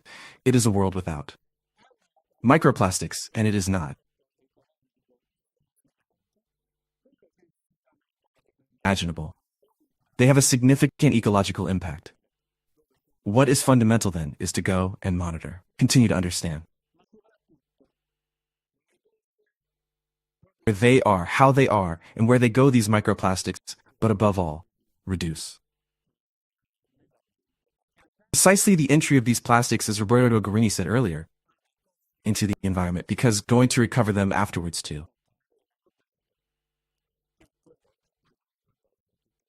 Remove them later, enormous costs, enormous efforts, as Roberto showed us, which then involves everyone. So let's say the message is the obvious one. Let's go and recycle, and let's certainly not waste if even extreme environments far away from us have by now been affected by our activities.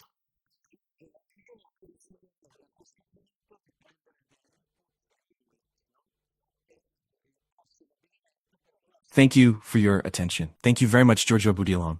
Giorgio, I would advise at this point to take input from Inwit, no? And the next pairing for the next tour you do.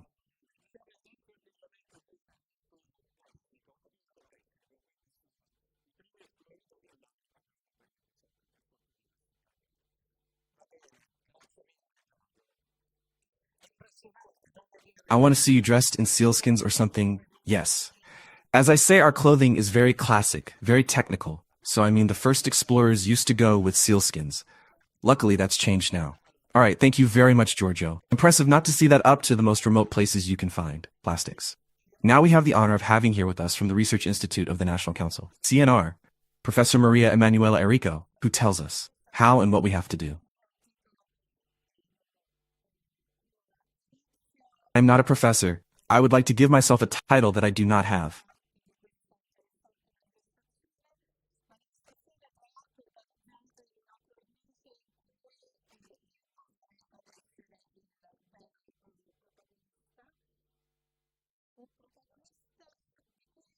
I will clearly start by thanking you for being part of this interesting event organized in a setting where the sea is the real protagonist.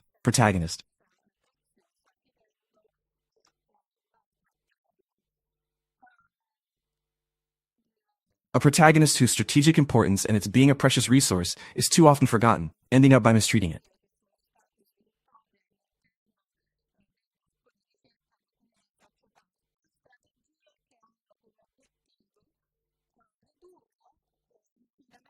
Today's presentation concerns a series of strategies that have been developed within the research group of which I am a member, strategies that aim to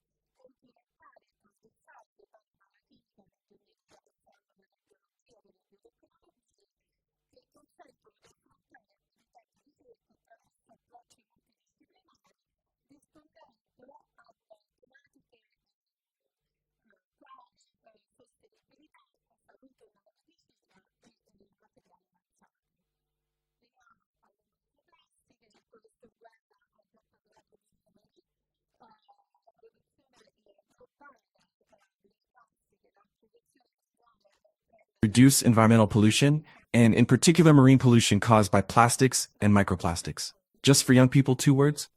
In case they are interested in where I come from, it is an institute of the CNR, an institute that belongs to the Department of Chemical Sciences and Materials Technology, and is considered within the CNR to be the largest institute focused on the study of polymeric materials. The institute boasts, and is somewhat of a strength, complementary and transversal competences ranging from chemistry to engineering, passing through biology and biotechnology that allow research activities to be tackled through multidisciplinary approaches, responding to issues such as sustainability, health and nanomedicine, and advanced materials. Coming to our plastics, Professor Gura already talked about numbers. Global plastics production is a growing trend despite the downturn we experienced during COVID. And in fact, this production is so dependent on the fact that plastics are suited to the most diverse applications, thanks not only to their intrinsic properties, but a whole series of engineering processes, and above all, the evolution of technologies.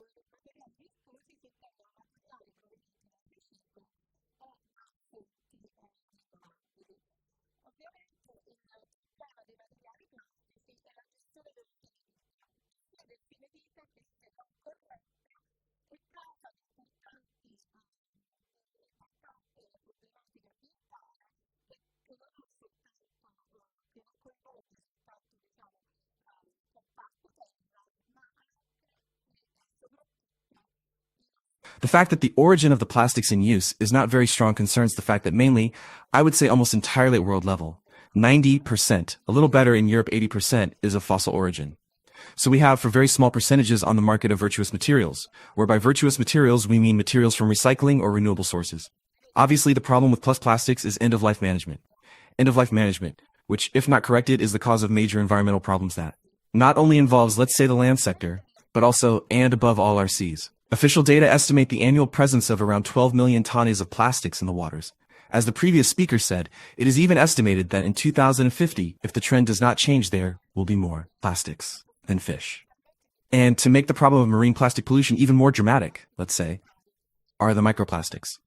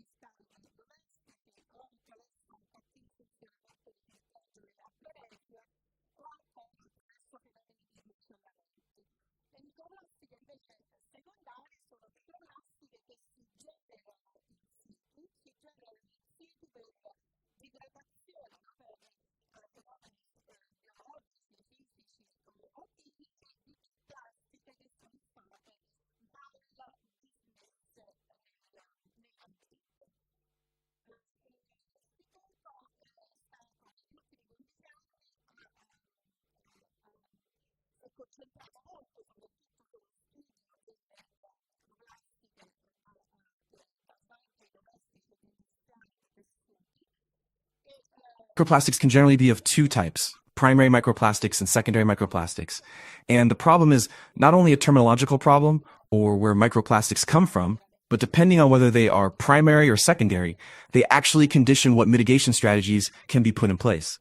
In fact, while primary microplastics are microplastic plastics that are already present in some products such as personal care products in micrometric dimensions, primary microplastics aside, they still belong to a very interesting category of byproducts. For example, from both domestic and industrial washing of technical textiles, which arrive in our seas clearly through either domestic sewage or through poorly functioning wastewater filtration, or even through runoff phenomena. Secondary microplastics, on the other hand, are microplastics that are generated in situ through degradation by physical or chemical biological phenomena of plastics that have been badly discarded in the environment.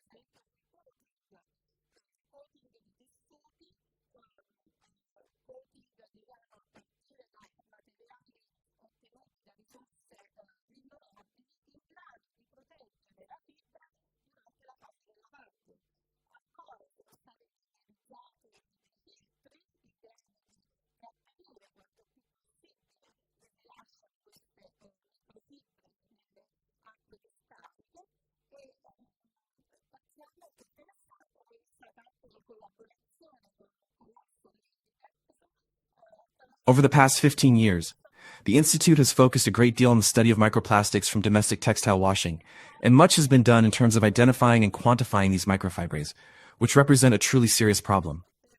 It is estimated that hundreds of thousands of tons of microfibers, produced as a result of washing, end up in water every year. Well, as I said before, the problem between primary and secondary microplastics is not simply a problem of terminology, but also a problem of strategy, because the mitigation strategies for primary microplastics can only be upstream strategies. We must prevent these microplastic plastics from either being used, as Professor Gura said, therefore in centers by incentivizing the use of additives in cosmetics, or in the lubricant industry of biodegradable materials, or in some way we need to prevent them from being produced in the course of their life practically. And so, returning for example to the case of microfibers that are formed as a result of washing, research activities developed at the group of which I am a member have focused for example on the coating of coating fabrics, let's say from materials obtained from renewable resources that can protect the fiber during the washing phase.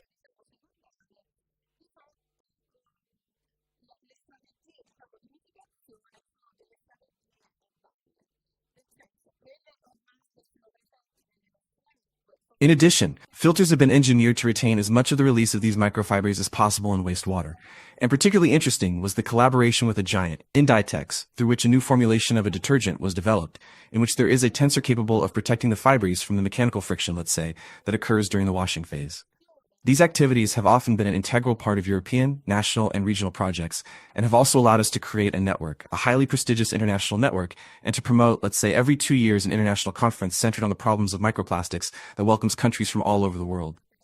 So this is obviously what has more or less been done with respect to, let's say, primary microplastics. For secondary microplastics, let's say,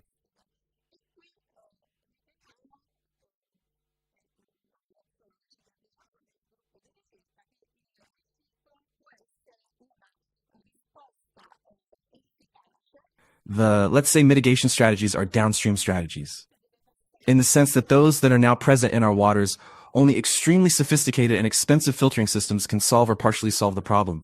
But the problem has to be addressed in the responsible waste management. We have to prevent plastic from getting into our waters. Because once it gets there over time due to, let's say, degradation effects, the plastic object will certainly end up releasing microplastics. And here we believe.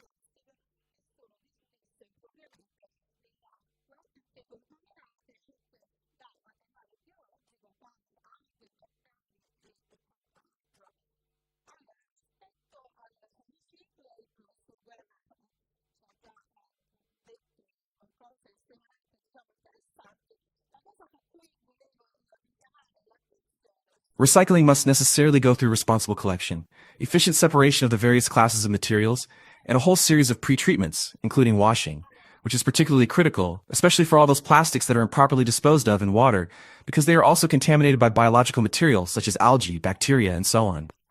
So with respect to recycling, Professor Gura already told us extremely interesting things. Let's say the thing I wanted to draw attention to is what are the factors that contribute to.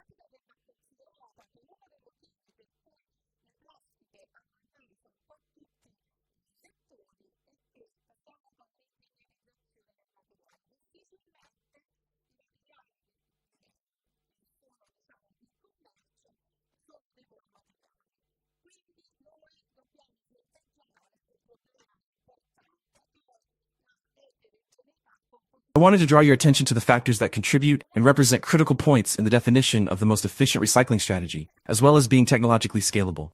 Then certainly one issue that must be considered is that one of the reasons why plastics have invaded a bit all sectors is that there has been an engineering of the material. Hardly any of the materials that are, let's say, on the market are monomaterials. So we have to deal with a major problem, which is the compositional heterogeneity of the material. Another problem, obviously, let's say of a technical nature, concerns collection. The collection and sorting of plastics does not always return a homogeneous waste.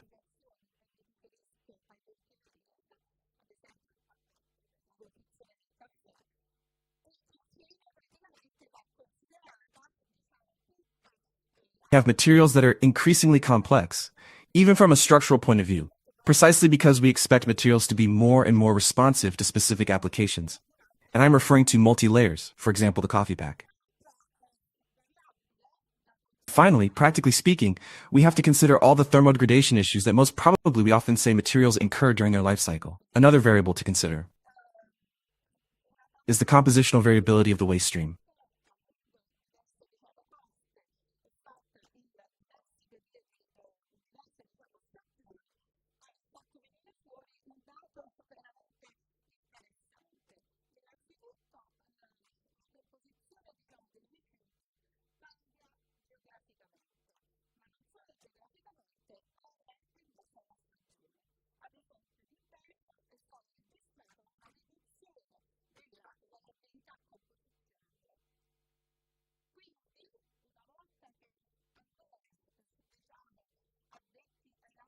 Collection campaign along different, let's say coastlines and done in different periods. Different, let's say seasons turned up some really interesting data. First of all, the composition, let's say, of the waste varies geographically, but not only geographically, it also varies according to the season. For example, in winter, there was a reduction in compositional variability. So once we say insiders get, let's say, a fraction of recovered plastic,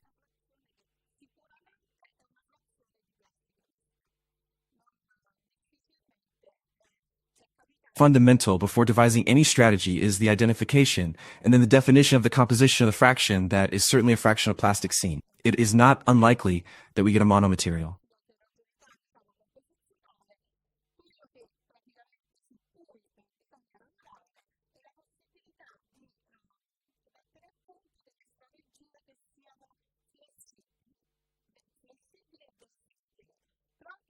And with respect to this problem of heterogeneity, let's say compositional heterogeneity, what we must practically work on is the possibility of developing strategies that are flexible.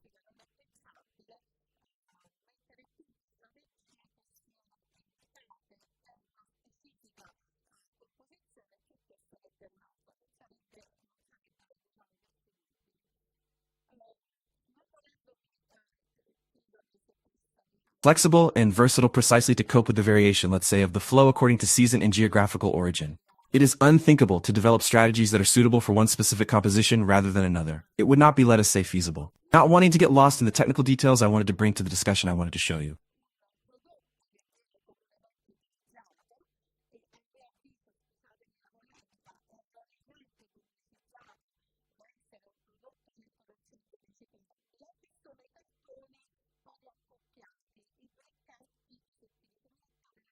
One, let's say, of the strategies devised concerning a product that is commonly used and, in my opinion, excuse the controversy, wrongly advertised as being 100% recyclable, which are the cartons. Fruit juice briquettes, tomato juice briquettes.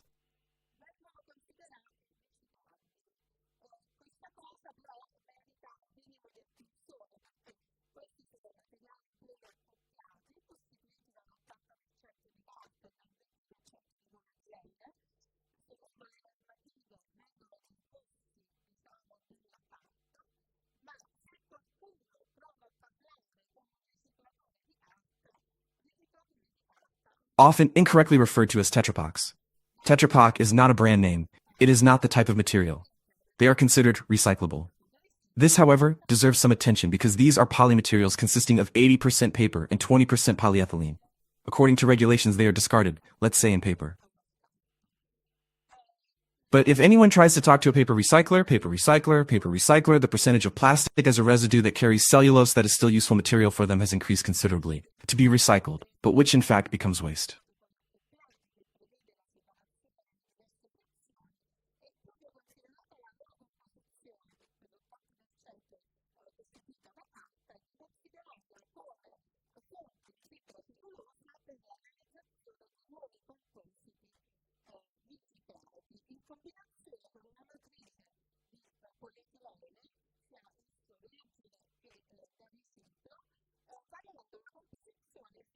Strategy that we've proposed, although rather than thinking of a dedicated line for the recycling of pulp, which envisages the separation of the different fractions, and precisely in view of their composition, 80% of which consists of paper, and to consider it as a source of cellulose fibrae for the production of new recycled composites in combination with a matrix.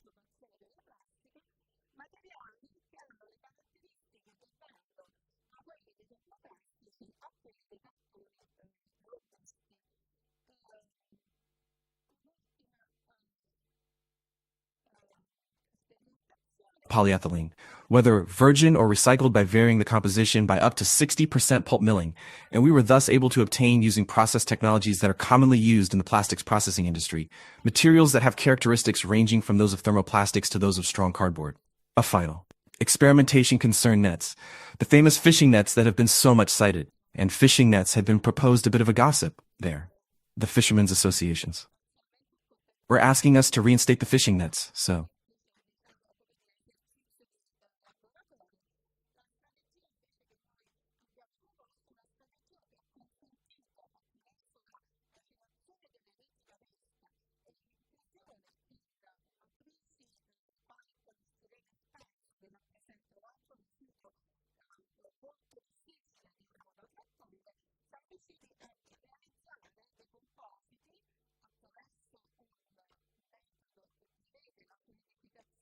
was a simple laboratory exercise. Let's say the strategy we have proposed is one that allows us to create composites by grinding fishing nets and including them in a matrix such as expanded polystyrene, which is another very difficult waste to process.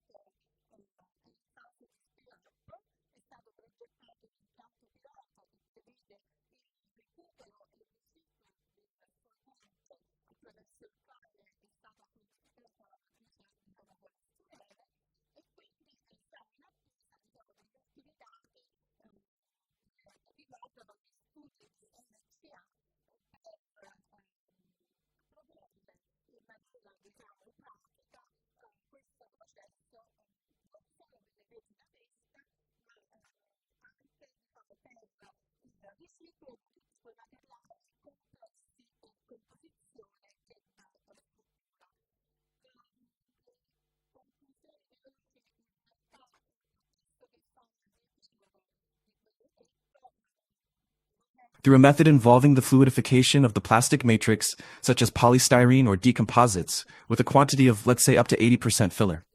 This process has been in the scale-up phase, and a pilot plant has been designed to recover and recycle the solvent through which the polystyrene matrix has been fluidized. We are therefore waiting for the latest data on the LCA studies in order to propose this process in a practical manner, not only for fishing nets, but also for the recycling of all those materials that are complex in terms of composition and structure. The quick conclusion, actually, rather than summarizing what has been said, I would like to make a personal consideration and reflection. I think that as long as practically the health of mankind and the well-being of the planet is not included in the ratios, in the cost-benefit assessments, unfortunately, we will always find ourselves in a situation where the percentage of materials, virtuous or recycled materials, will always represent too small a proportion compared to the materials of pit origin. Thank you. Thank you very much, Doctor. Then, here we come to the real heart of the matter, the one that concerns us all. What happens then if we eat, breathe in all this mass?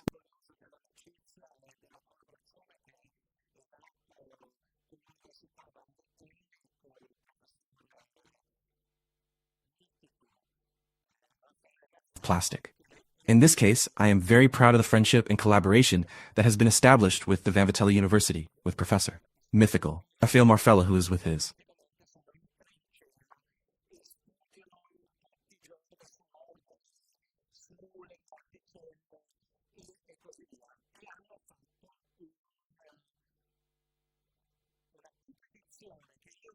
let's say Corno, Pasquale Iovino, the one who really scientifically is in the trenches and studies every day on organs, on particles, and so on. Yeah. And they did a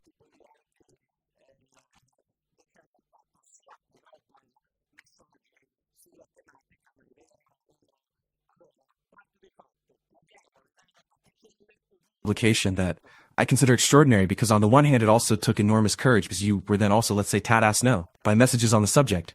But is it true or not true? Then, as a matter of fact, we find nanoparticles everywhere in our body, and this explains it to us now. The Professor Iovino. Let's see what he tells us and what the themes are. Thank you very much. Thank you, Roberto. Thank you. Chairman Bercali, I had a hope in the program there was. Camping before me. Campen is the one who did the brain study, so I was hoping not to be the villain of the day. So, they made this little joke, so it's my turn. So, micro nanoplastics in biological systems, ban exposure and potential health effect. I will show you how some daily activities seem trivial, increase our exposure to micro nanoplastics. And I will also show you some work that Roberto did before, but also the other work we are doing, results that we have obtained. Obviously, the first image I don't have to tell others. Professor Guerra, the other colleagues before me, we have seen that now. We are surrounded. This plastic, as you know, plasticine, right? Plastic everywhere. But I want to dwell on this. Work 2019 was the first. That started to put stakes. I mean, watch out, they did a review. All the published work on micro nanoplastics, and based on calories, consumed in the diet of Americans they saw. What the average intake of particles was. 3 were the issues mainly with diet, which they attributed a value of about, say, 9,000 to 90,000 particles per year. Then there was water. Difference between tap water and bottled water, and then breathing. So in this work, they were the first to make an estimate. we will see a lot. First they talked about credit card, then we will see they started on this work. First they talked about fish work.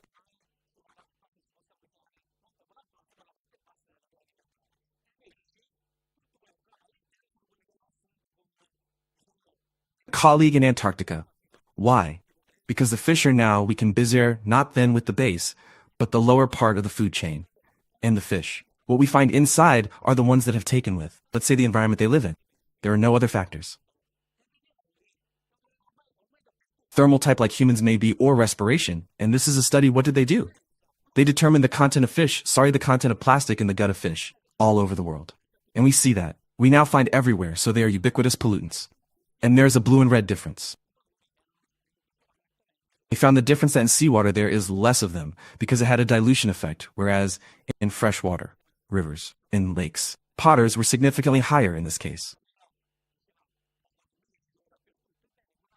I was talking about exposure. How do we come into contact with these plastics? We have seen by now they are everywhere. The three main ways, Professor Gura first said cosmetics are everywhere, well with the skin, have the microlesions from the skin. An important component comes in. Think how we use skin scrubber, 90% are plastic microspheres. Another activity with food.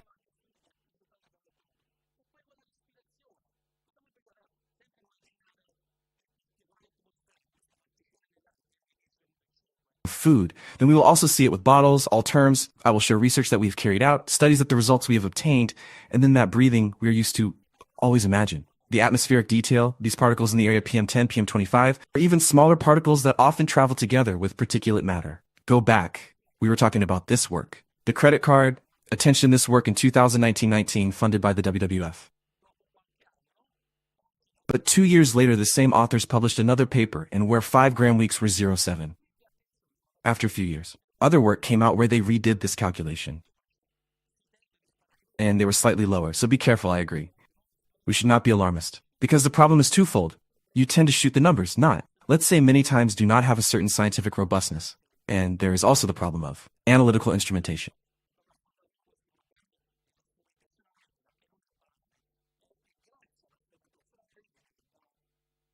Professor Gura was speaking there at the Accademia delle Scienze. I was also there, and there was another speech we gave in Salerno. We addressed precisely these problems of analytical instrumentation, which is not trivial, and thanks to the analytical instrumentation we have, I would say state-of-the-art that we were able to use, we obtained some important results. Let's look at some trivial examples of everyday life that lead us to absorb these micro-nanoplane microdwarfs down to a microplastic. Nanoplastics, the smaller they are, the more dangerous they are, of course. First example scientific work they did was born this scientific work to determine the content of particle content, especially for infants. Plastic bottles, which is where they heated milk, some drinks, which they saw, polypropylene plastic container. In the heated microwave is. After a few minutes, the water was water.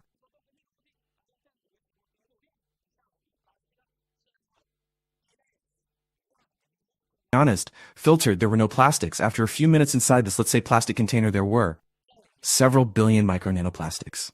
So beware a container produced for, be used by the microwave.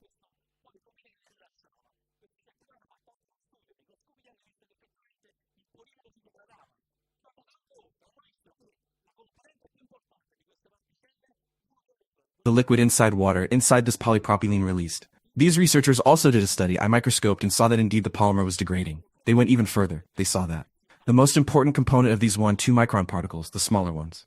And they went further. They did. They simulated an acidic food with a 3% acidic acid solution to simulate when we heat like tomato, which is a bit more acidic, the acidity is better.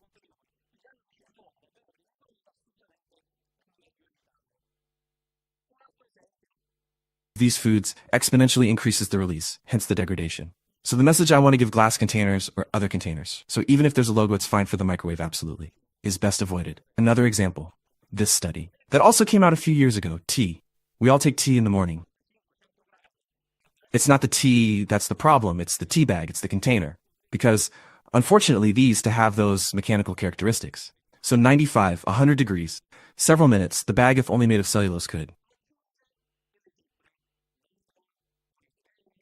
Let's say ruined, not those mechanical characteristics. And what do? 50% of manufacturers today add fibase, nylon, ortolene, PET to give a certain, let's say, mechanical characteristic.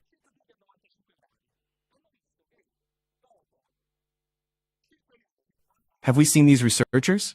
In the meantime, they cut the filter, they took the tea out from inside, they put it for 5 minutes at 95 degrees. They saw that after 5 minutes inside of the glass container, there was billions of micro nanoplastics released what? From the filter. And here it shows that they also took electronic photographs, the SCM, first the fibers at the beginning before heating.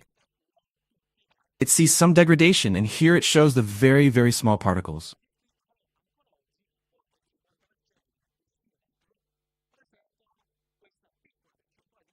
Obviously, not all brands have to be careful, because on the label, on the container of the tea bag it says, but still today, more than 50% of the tea bags have this small percentage of polymer to give the necessary mechanical characteristics, say withstand the temperatures at which we make tea. We do not move from the kitchen.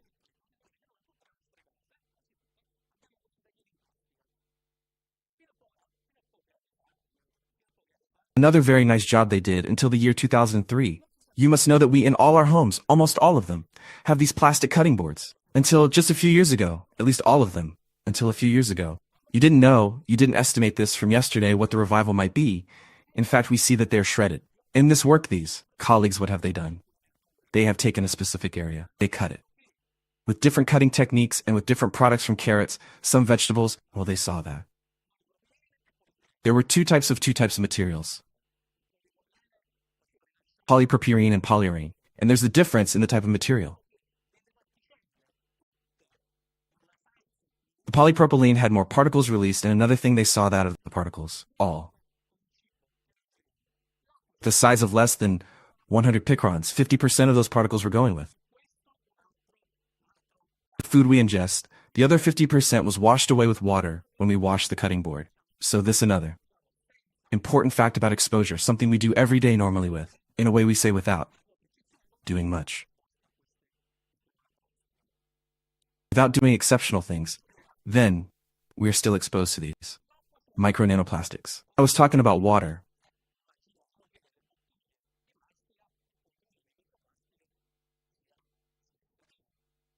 Water, there is a difference. Of course, we all imagine that in plastic bottles the content of microplastics is significant, and that is true.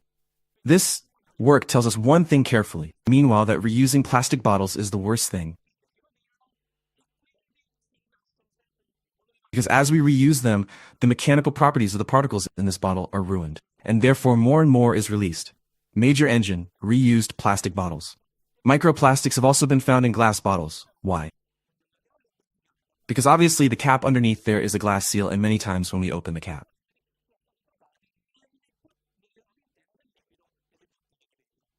there is a polymer-based lubricant material that is put around the cap, and that all these polymers were found inside the liquid in the glass bottles. Again, we see that the particles here are most of the polymers.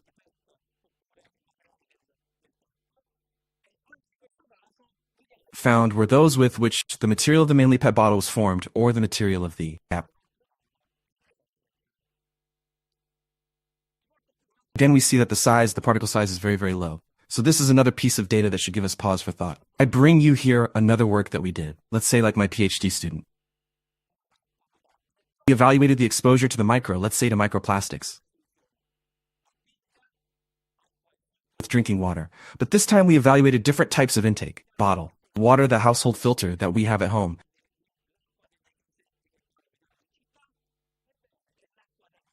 The sewage treatment plant we have in our offices, the water from the little houses we see in town, and the water from the tap.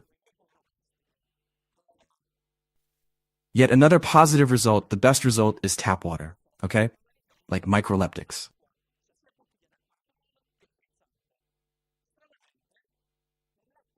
Interesting data, I don't want to go fast. What was it? We analyzed both both natural and sparkling water. Strangely enough, in the sparkling water we found much, much lower values than in the natural water. Why? Because obviously in the sparkling water CO2.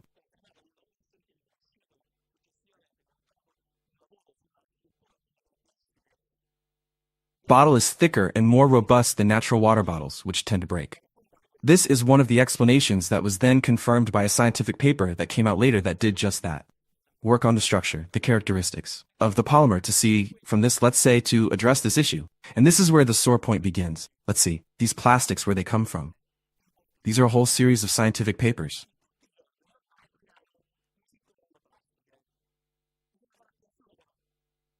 Leading journals, and you see that in almost every organ we now find micro nanoplastics. You have to be careful though. They have been found using different techniques. And it is often difficult to compare. It is one thing to say the number of particles. It is one thing to say the amount micrograms per gram of sclerotic plaque per milliliter of blood. And then some of these techniques can give you the morphology information, but not on the total content. So this is an image extracted from a review where he shows us all these organs where they were found. Placenta, brain, kidneys. So the question is not, are there or are there not? Are plastics inside our bodies? The question we want to give. But these plastics have a negative effect on health or not? That is the question.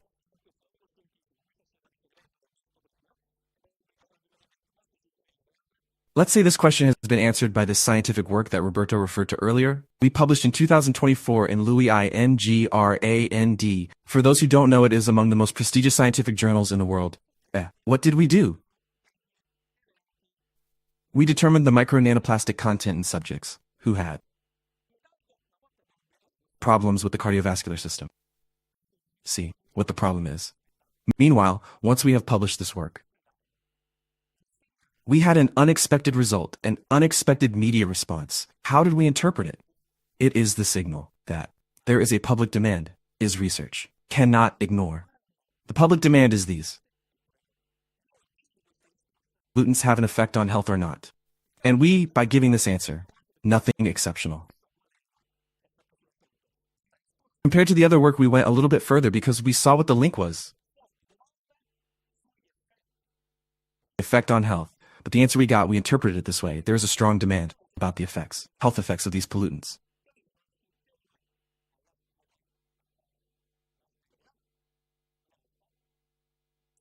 What did we do? We selected 257 patients who had an artery structure, the coastline greater than 70%. These patients had plaques, so atherosclerotic plaques had to be operated on. We did not have them operated on. Once they were operated on, the lipid was removed, they were brought to our laboratory. And what does it do? With the technique, let's say, with a very complex analytical part. Saying Professor Gura, watch out, many work the methodology because to do this analysis, on average it takes 3 days to prepare the sample, and some jobs do it in 2 hours. That is the real reason why there is uncertainty. So there is a very, very complex preparation I was telling you. Enzymatic digestion, a whole series of complex things. We come to the result, then we also did. Today, there is the orthogonal approach. Put other techniques together to get to the same result. We did isotopic investigations. We marked petroleum-derived plastics against lipids, and we did seed-to-seed imaging. Let's see. So the instrument that prints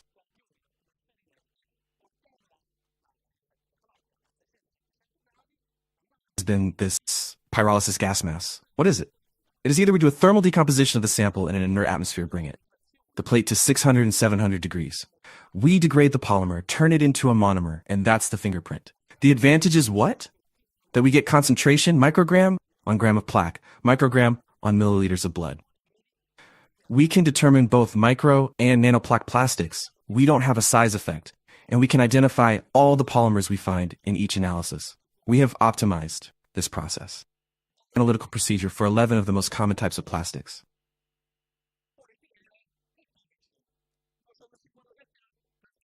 The 11 we found 2 mainly, portholene and PVC.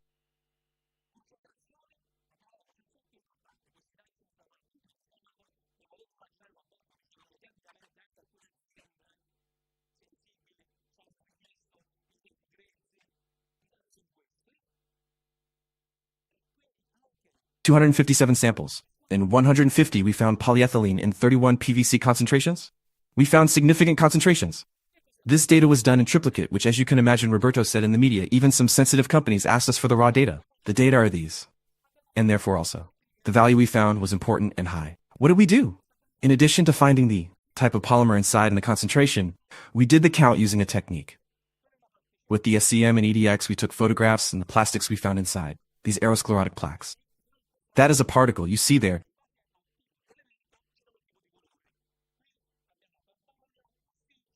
That is inside the plaque with this LEDX technique. This is a map, we can, according to the type of element, give us a type of color. Here we have carbon, oxygen, and then a whole range of chlorine. If you see this map, it tells you that the plaque is made up of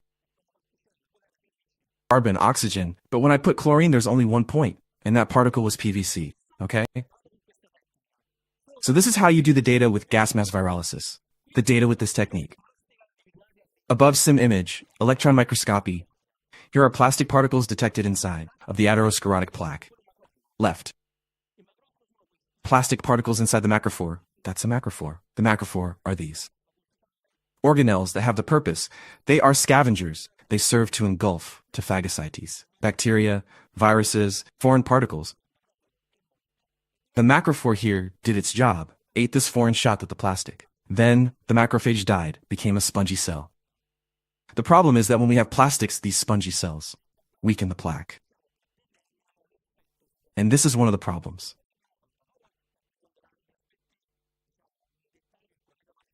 Let's say that they determine the effect on health. Why did we do that? You will learn more about it later. Let's say in detail, colleague Marfella. What did we see? That patients who had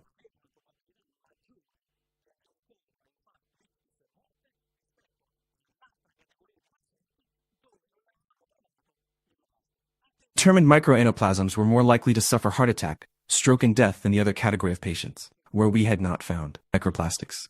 Attention, this is an observational study. We have followed the patients for 34 months.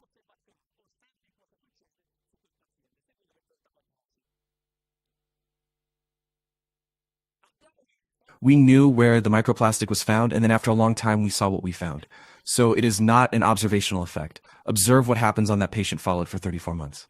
We saw that it is important. The plastic inside, the concentration. Attention, here we have two scientific studies, these in particular very interesting ones that did. They have put inside the cells of the type of polymers, and they saw that.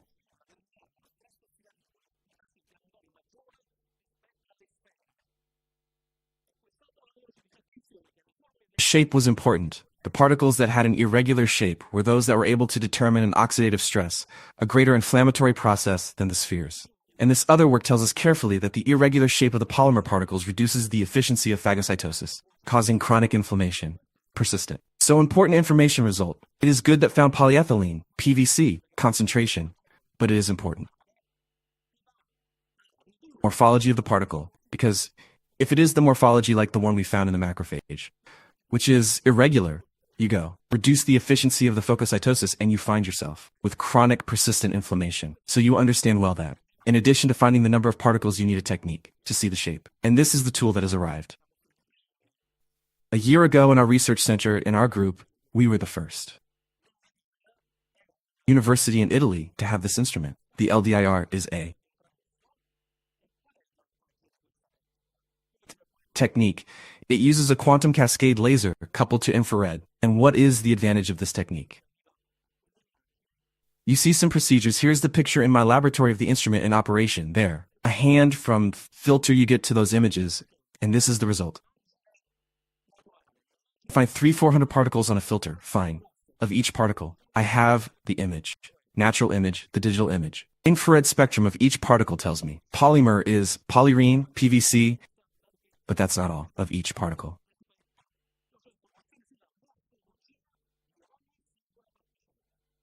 Gives me diameter, height, width, perimeter, area, aspect. That is information on morphology of each particle. So I find microplastics in that biological environmental matrix. From this instrument, I know the number of particles, the size, but also whether their shape is irregular or not. So I can predict whether there will be strong inflammatory process or not.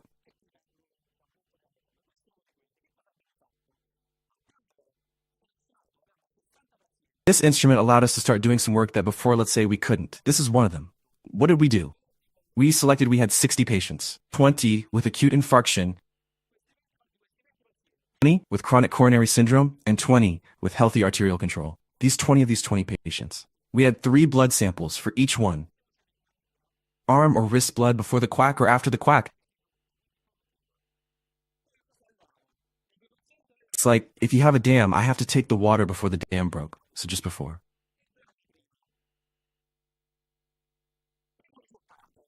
Then what did we have? Of those patients, we had the air pollution data of the day the event occurred, and 2 years earlier. First result in the patients who had an acute heart attack, we found an important number C there, a value, over 80% of micro nanoplastics, compared to acute pecronicomatoc syndrome and compared to control, obviously. A, B, and C, what did we find? That before the clot, we had significantly higher concentrations than if the blood of the same individual was taken wrist or after clotting.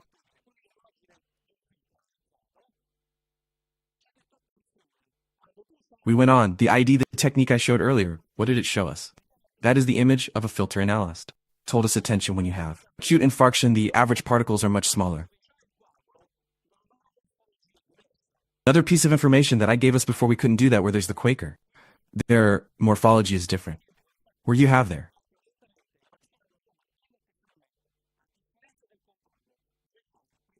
So STEMI patients with acute infarction, you have predominantly the particle, a pellet and fragment form, as opposed to the control where you have predominantly pellets and a little bit of fibrae in the same individual. Based on the event that we did the sampling, we also find a different morphology, the type of fibrae, or pellet, or fragment. This study there, you see the image. LDIR of each polymer particle that we found 6 polymers. What did we see? What I was saying before, the air pollution data. There is a correlation. The patients lived in areas where PM2 and 5 pollution was higher. 15 nanograms cubic metra, micrograms cubic metra. Smoking subjects, all these patients had micro nanoplastics inside their bodies. If, on the other hand, the patients were only smokers, this percentage was over 80%. This is the data that came out of this study, so we have a first association between environmental pollution,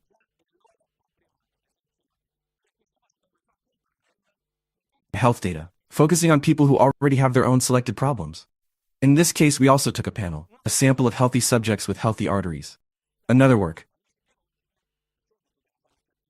We are working on biological matrices. I said I have to be bad. We have a transplanted heart. So we have the heart is brought to us. We got what? The left ventricle or the right ventricle? The same patient. This is a job that is subdued. What do we see in the same patient? The left ventricle has a significantly higher particle number than the right ventricle. Left ventricle particles are much larger than in the right ventricle. If there is any doctor in the room will have realized at once, the left ventricle gets its blood directly from the lungs.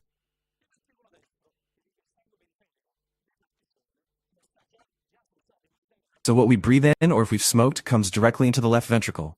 Into the right ventricle and peripheral blood arrives. The particles have already been deposited in other organs, liver, spleen, so they are smaller than what we can find directly. In the left ventricle, where the blood arrives directly, pusta pulmonary.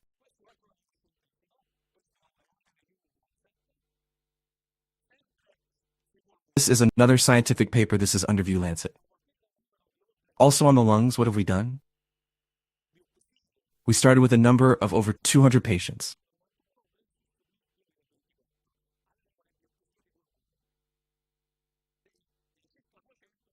Biopsies from 1,291 versus 2,224 patients. We had lung biopsies.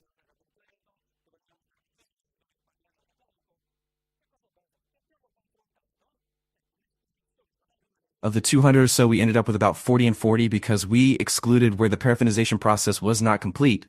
We were the clinical data where there was little material. What did we do? We compared. Here's the exposure. We were talking earlier in the years. Patients who had died in 1,991 compared to those in 2,224. What was in their lungs? Imagine EDR 1,991 versus 2,024. This is one of the images. The figures below which tells us that we in 1991, we have only on few patients we found micro nanoplastics compared to the important value we find in 2,924. So the presence has increased a lot of these microplastics, non-smoking subjects, otherwise there was no point. In this one, we then see another thing in 91. Some microplastics were not present. We do not find them in the lungs. We didn't find PVC, for example. We do not find. The nylon we find later.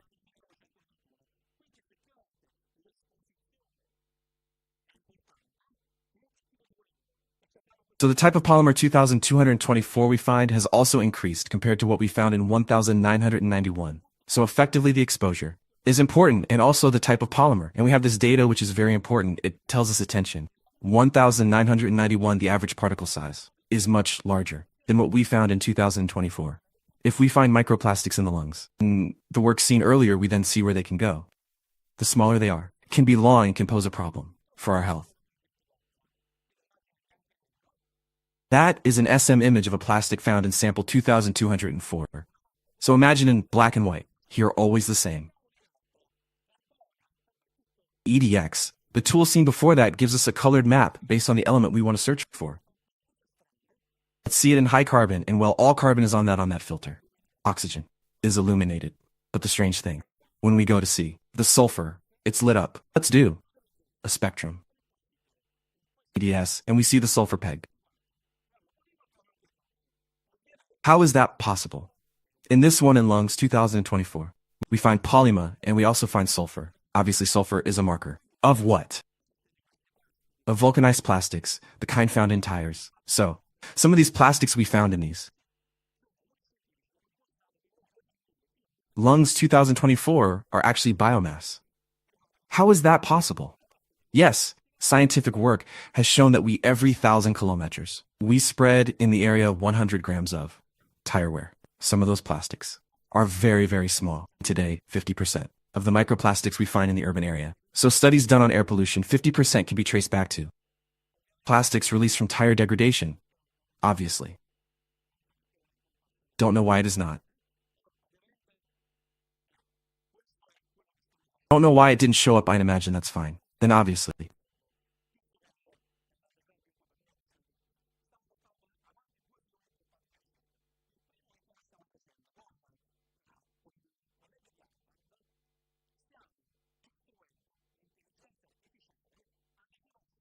This is what we are doing now, but we also have some work in progress. What are we doing? Just to cheer you up a little bit so as not to weigh you down, we are pursuing two major strands of research. The first one we are doing with a colleague from Harvard. We are training artificial intelligence to recognize, from a normal ultrasound, the presence of microplastics in our bodies. Toronto, one of the prototype ultrasound scanners. And why is that important? For diagnosis. My colleague, Mr. Marfella, will speak to you later. We'll tell him that we are not standing still at this point, because if you have the diagnosis, you need the treatment. He will later show you research work we are doing to try to clean up our organs from these microplastics. I will conclude with this and thank you for your attention. Thank you very much. Pasquale, thank you very much. So at this point we call directly Professor Marfella, who will now tell us really in detail, even solutions that there are.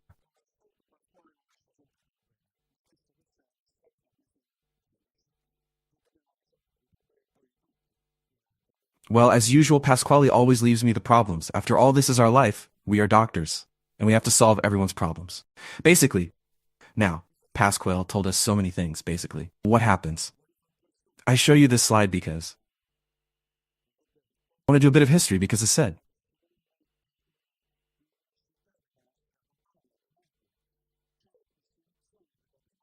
Verto, I will also present what I think is a uniqueness of our Naples campaign. That is, institution, for the first time in the world, I see in the world of a research center.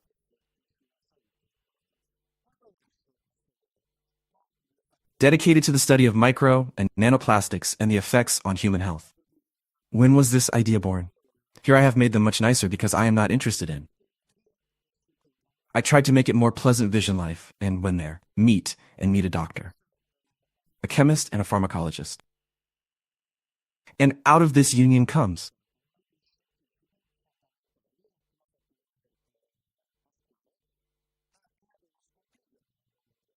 a very important thing.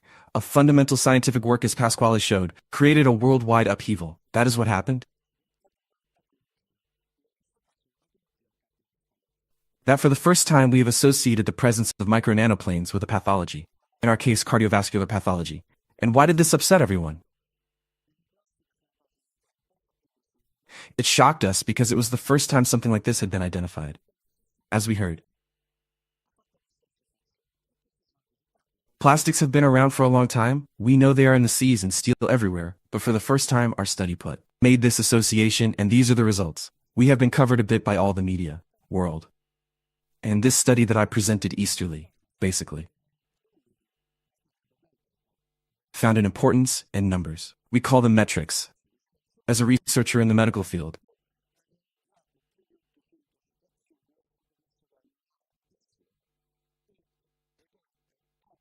of citations.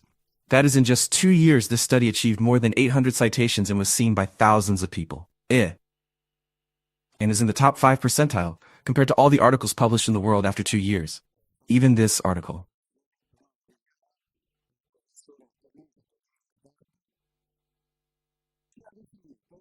This is an editorial done by Philip Brandygrant, an emeritus professor at Harvard, who defined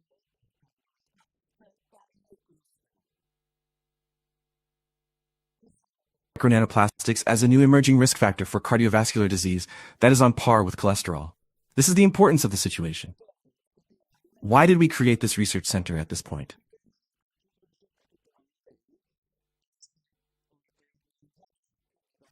Precisely to try to better understand this issue. Our research center is in All Van Vitelli, that is, organized into several departments, as you can see here, and 2 medical departments, where precisely we evaluate these effects in one.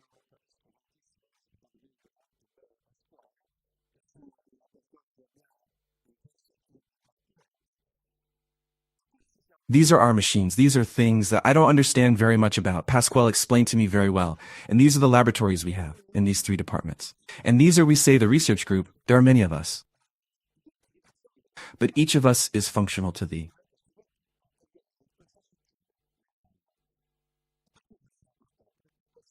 identification of microplastics, see Pasquale passes, but also and above all to see what happens in humans. Why is this important? Because this is the main purpose of our research center.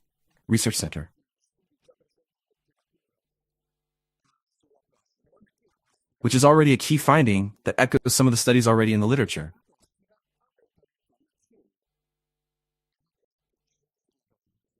On plastic. But why is plastic bad for you? This is a basic question. We have seen that plastic increases inflammation.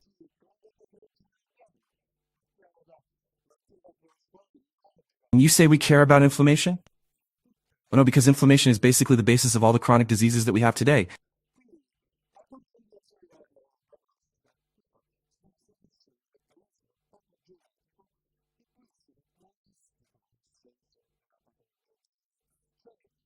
Cardiovascular, immunological diseases, neoplastic diseases are all linked to inflammation as well as infectious diseases and so on. So what does plastic contamination do? It fits into a pathogenic mechanism.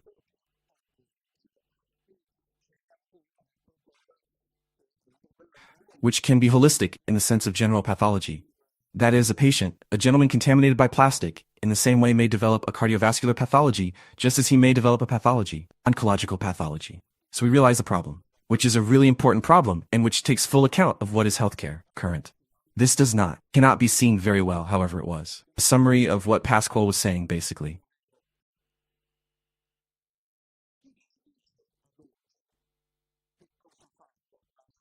We know that it increases inflammation. It has been proven, but the real problem is who is telling us today.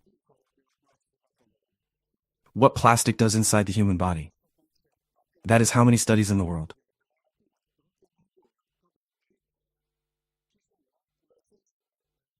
Say that plastic is bad for you.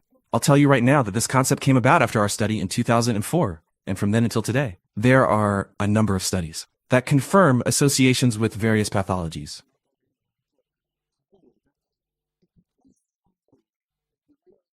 This is the study that Easter presented to us earlier, and it concerns the lungs. Well, now I want to point out, I don't know if you see, is that these lungs.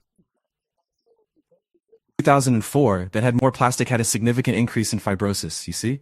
And even the patients with microplastic.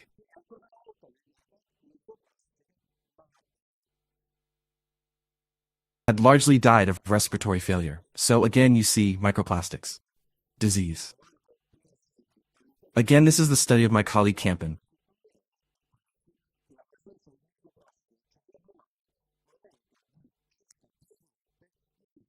Who found plastics inside the human brain. But what I would like to emphasize is this, that the presence of microplastics in the human brain increases the risk of dementia by about 3 times.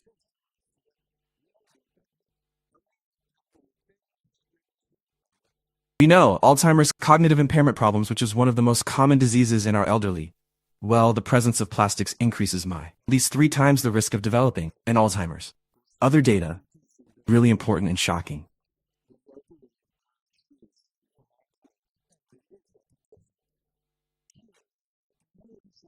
This is very recent from last week. Chinese authors basically highlighted what? That in brain tumors we are talking about even very serious brain tumors, such as glioma, that is survival, which is still very, very low. Well, in these tumors, it was seen that there were micro-nanoplasts, especially in the pertumoral zone. So to sum up to date, starting from the 2024, these 4 papers alone tell us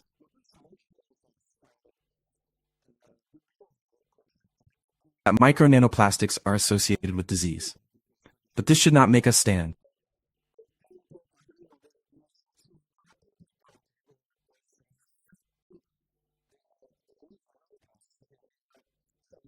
doubt the concept, because we are probably still in the early days of this research. Probably in time we will have even more important demonstrations of what the effect may be of micro-nanoplastics in human health. Even if, I would like to reiterate that all these studies are association studies.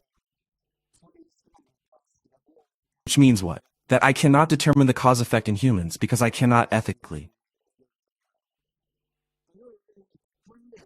administer plastic to humans and go and see what happens, which we can do in guinea pigs and animal models. So you tell me when that we find causality. That is, the cause-effect determinant. We will only find it when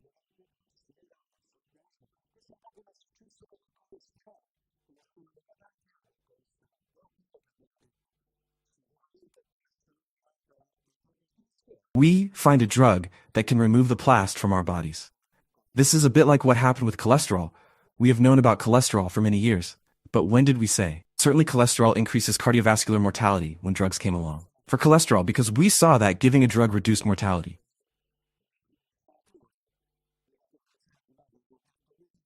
What can we do? Primary prevention, you talked about it extensively. The proponent of primary prevention is Roberto Guerini. So much so that we can call him Roberto Primary in the sense that you do primary prevention. For a long time and with great success, what we can do, because above all we had to do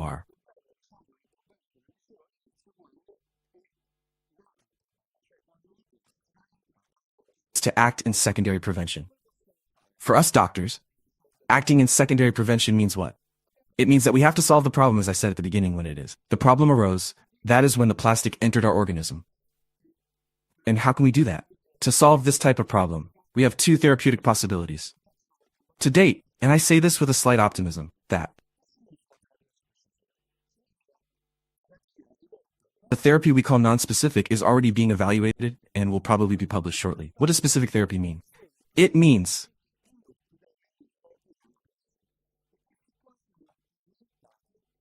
therapy aimed not at eliminating plastic from the body, but at counteracting that inflammation and those effects induced by micro and nanoplastics. These here are the results.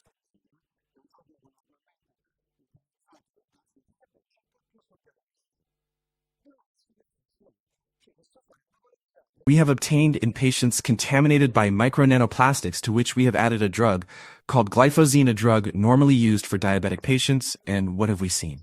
We have seen that it works. That is, this drug is able to counteract the harmful effects of micro-nanoplastics. You will tell me, but still the plastic will remain. What happens? What happens is that I will have to take this drug for life because the motor that produces inflammation is always there. I have not removed it. So the therapy, more futuristic. Let's say the gold standard of this therapy is what? That of removing the plastic from the human body. But how do we do that? Well, once again, Roberto comes to our aid. The world. Adaptation. Happened. They found.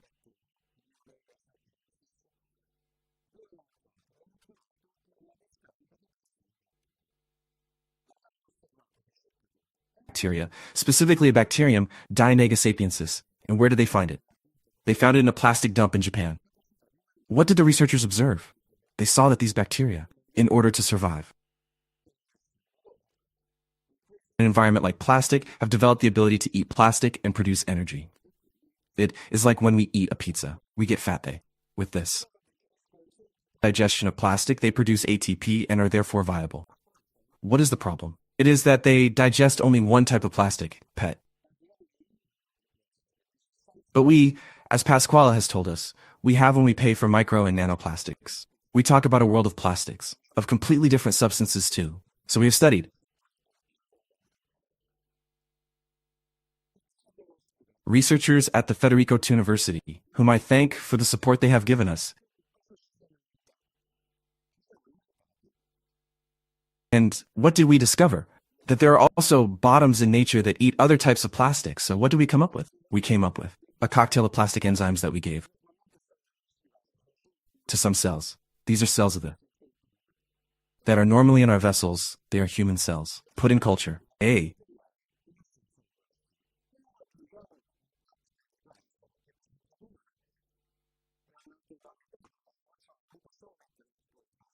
In the first quadrant you see are endothelial cells in the absence of gas.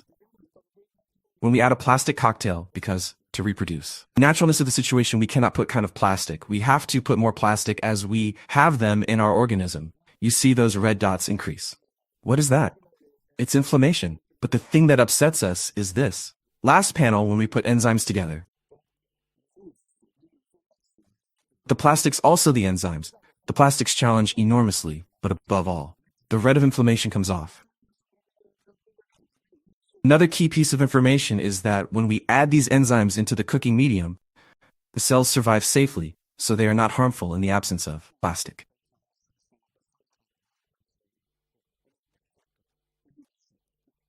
This is the actual fact, and I conclude, I think I have been quite understood. No, I think, or not. Perfect. How about it? You gave, but this one knows it better, my Roberta. What is the future?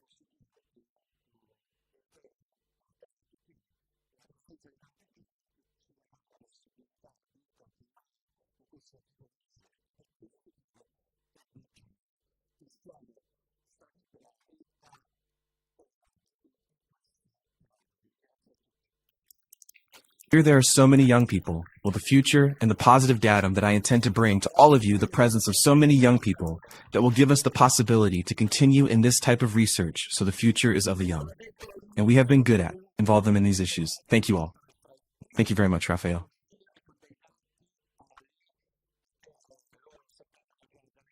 So I said it at the beginning. It took a lot of courage in being among the first to come out with such data, because they knew from the beginning that echo will not be completely.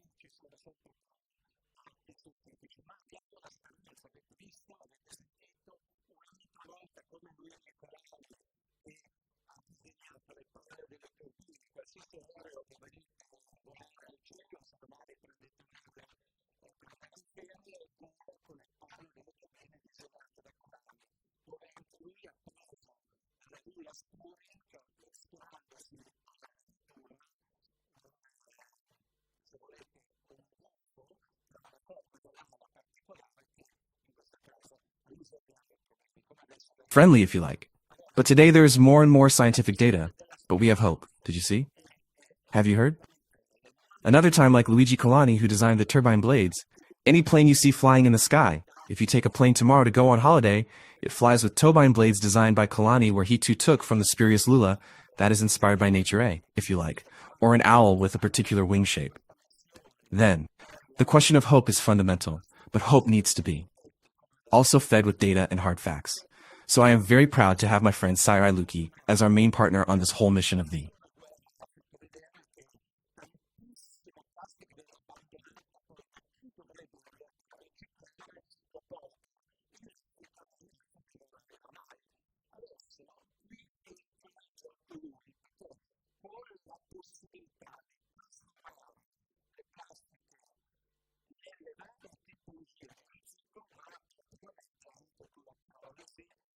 Custodium plasticos peci, which you know, as I said at the beginning. The very simple concept. If the abandoned plastics, the Professor Gurr showed that so much plastic is abandoned, then those who should actually recycle take it to Africa, but in Africa it never arrives. Now this is where he comes in, because with the possibility of plastics. in the various types of recycling, but particularly also with pyrolysis, the crude oil, an advantage for not all types of plastic we now feel. But what does Professor Gura mean? If costs to abandon or better take plastic abroad. If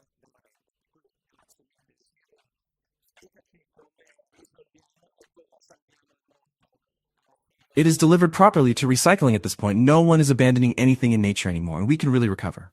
So, thank you very much, Cyril. Tell us how we solve and how we save the world in the end, really, from plastics.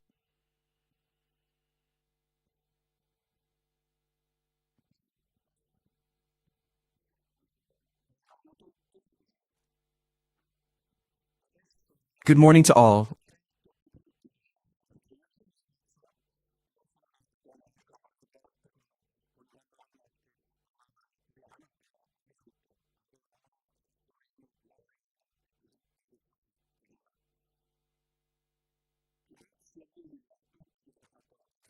Now comes the ugliest accent there is, because I'm Swiss and I wasn't born as a Roberto with a mother who spoke Italian, but I lived in Verona and Turin working, and so I speak a little Italian. Thank you very much to everyone who made the presentation, because today, I have learnt so much seeing the young people.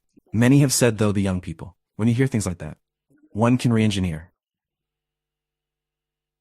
to frustration.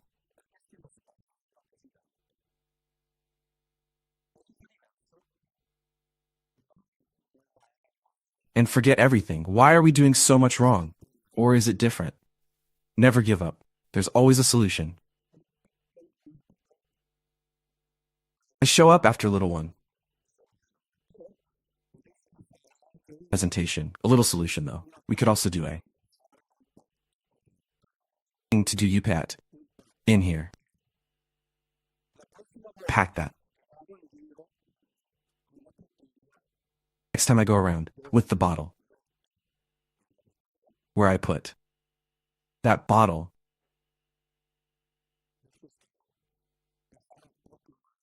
The basket. To really make a collection.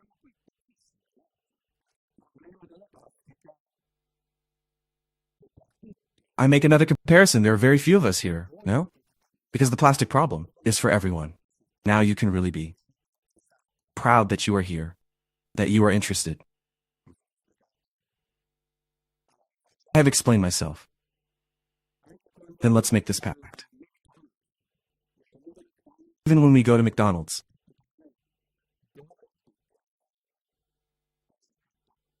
We leave McDonald's, saturated, all right. Where do we throw it? That bag?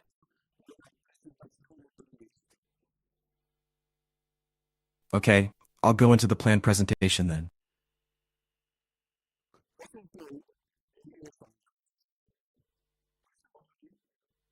This is kind of my dream. This is today, a little dark, and that has to be tomorrow.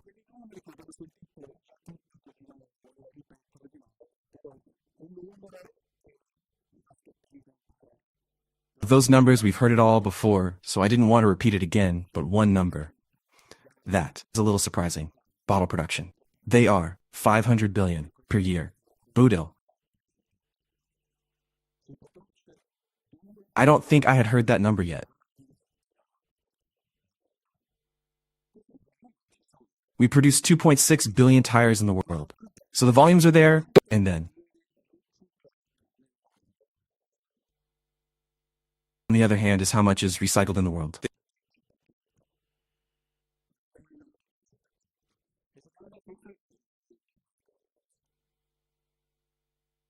Less than 10%. Less than 10%. And in my opinion, that is very shameful. So what are we doing? We are doing it instead of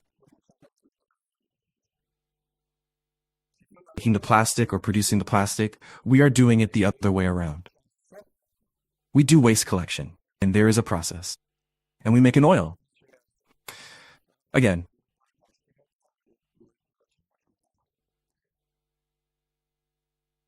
almost vice versa, instead of making oil plastic.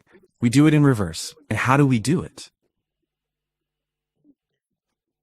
First there is collection, then there is we find to differentiate.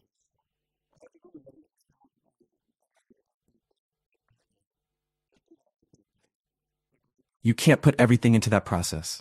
Today we are working with PP and PI, ethylene and propylene. Easier today, right? And yet to start something like this, you start with things easier. Then there is a treatment.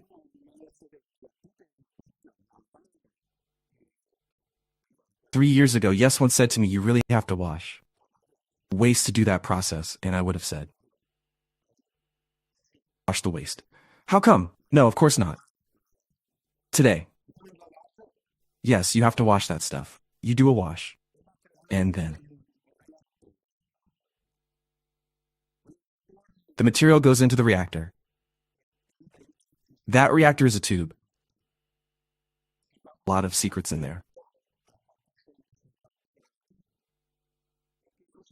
You heat it up to 450 degrees, which happens with the plastic afterwards. There is a steam. There is steam. 100%. And then, next step you do a compensation.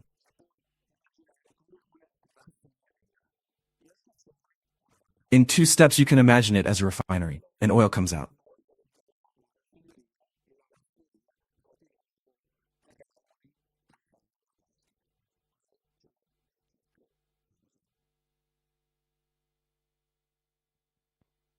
And with that oil, we sell it to the refinery, and the refinery makes granules again to make plastic. So there is the closed cycle.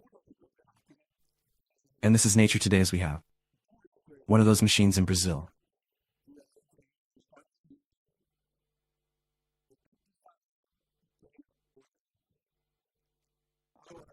Two of those are in Australia, 2 others in the United States, and they all make that oil.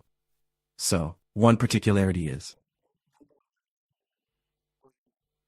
the whole concept is modular. So, one part of that makes 5 tons a day. When you need more, it makes you modular, and you put 10 of those modules at the end. Then, this is our family. I have 65 employees, collaborators. And we have more than 3,000 people who have invested to make everything, because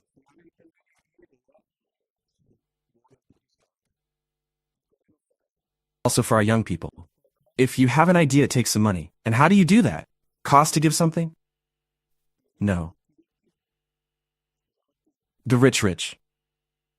Sorry, no.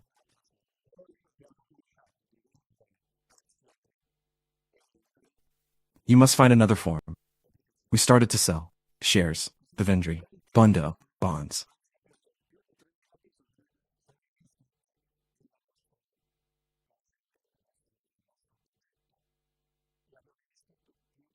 So those 3,000 are indeed now more than 3,000 are invested in our thing, in our project. And we have invested more than 100 million in all the development we are doing. This is our group. This is the management.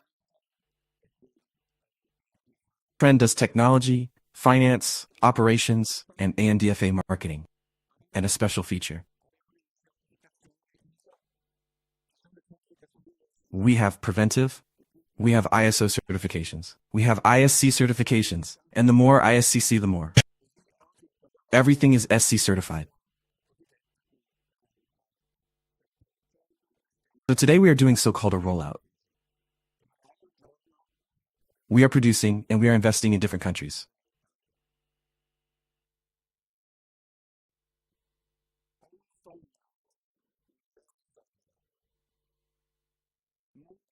And maybe one day we also have the possibility to do something in Italy. I have a dream, a real dream.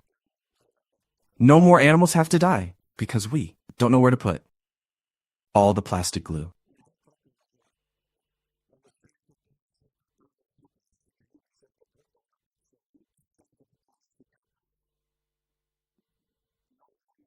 And another thing, when you hear everything there is all the microplastic, I feel too much removed to patch 1% plastic.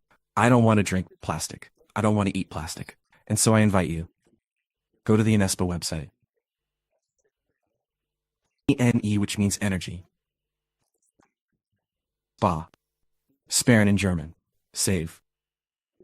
Inform yourself. One more thing. I have heard so many important things. First thing I want to do. Give me your presentations. I want to share it.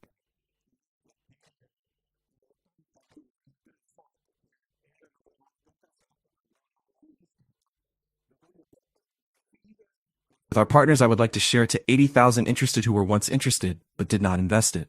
But I really want to share this, that we would have all heard today. Then I hope that you are motivated to really take this idea to the world. Until, are you silent?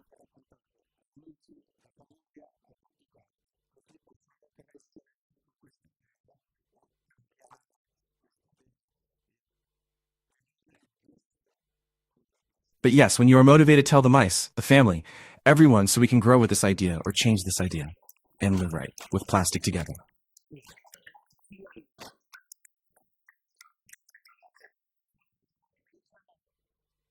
Thank you. Thank you very much. Let's say, this man helped that this mission can be started, grow,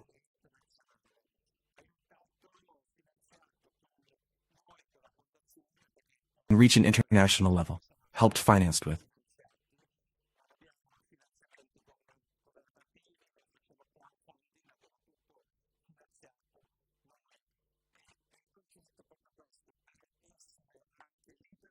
Us with the foundation, because you have to know until now we have been self-funded. We don't have government funding. We don't do crowdfunding. We have all funded ourselves.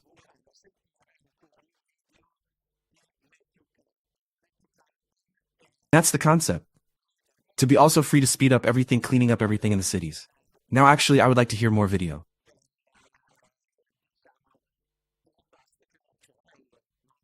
of Matthew Campen. Matthew Campen is the world leader, you can say, on the research of nanoparticles of the, let's say, plastic in the brain, right? The scariest thing, because let's say that.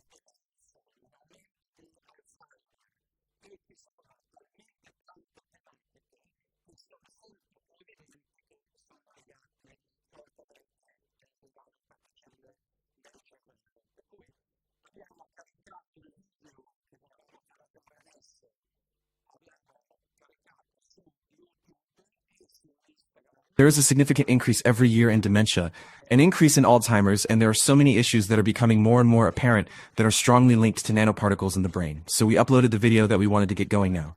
We have uploaded on YouTube and on Instagram. Go and watch it, because it is very, very interesting.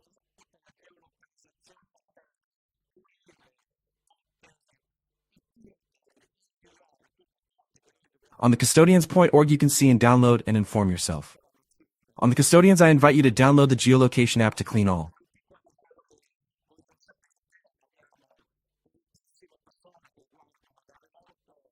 Points. Locate all the points that we have to then clean, where I obviously call the whole nation to participate, because there are so many of us here today. But what you don't know, we have.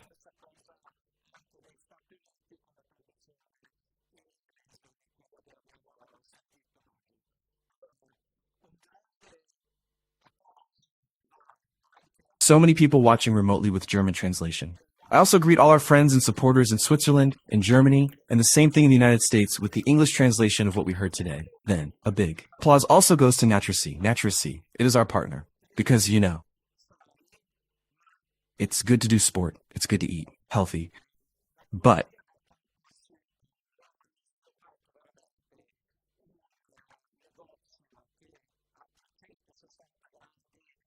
it's the concept, just nature, yes, given an extra step. They have really developed a shop that.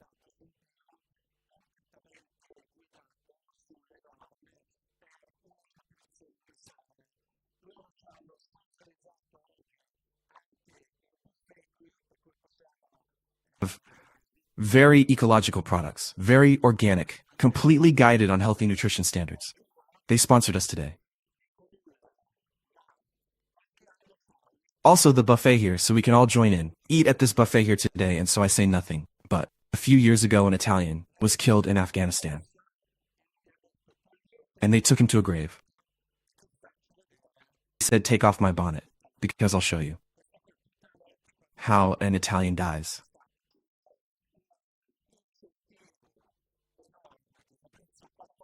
This one every time when I tell it because it was an incentive.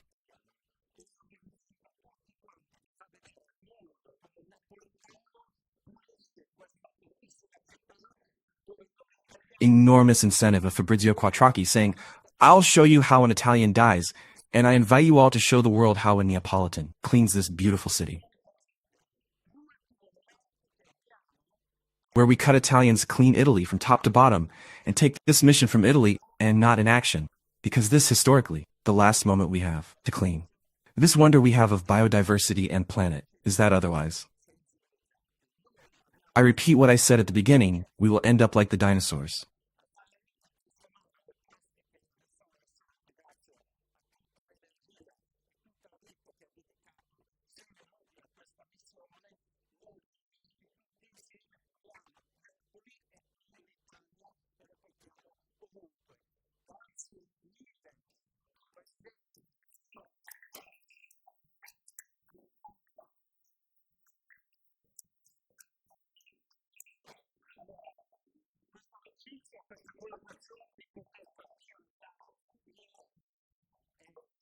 And we become sensitized. We have the hope. We have the certainty of being able to do it, of transforming the resource blast. Also, thanks to all the energy and all the life that Cyril Hugi dedicated to this mission, we united all together. We clean Naples and then Italy, and we take it everywhere. Thank you very much, President, because then this friendship, this collaboration to be able to start from Milan.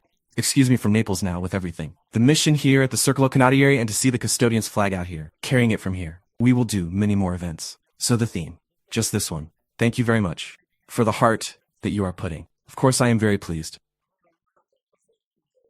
Because everything went very well in the end. Needless to say, however, there were some apprehensions. So he made it simple. Well, made it simple by saying nature, yes, we were close.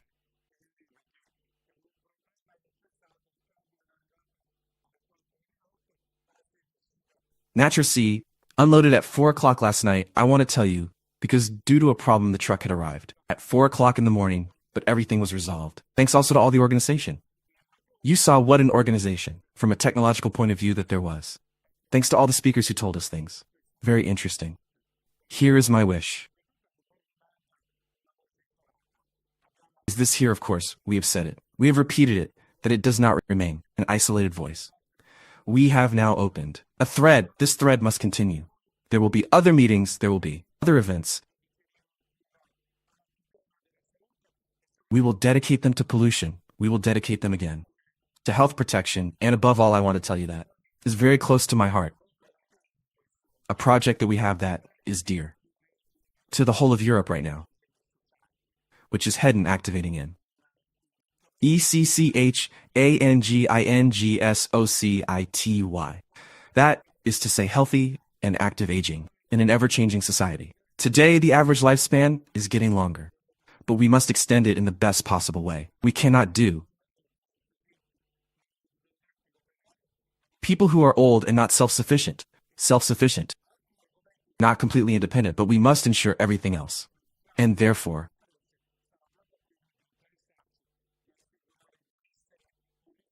other topics that we in these cycles say of our conferences will be to take an interest in, of ensuring the well-being.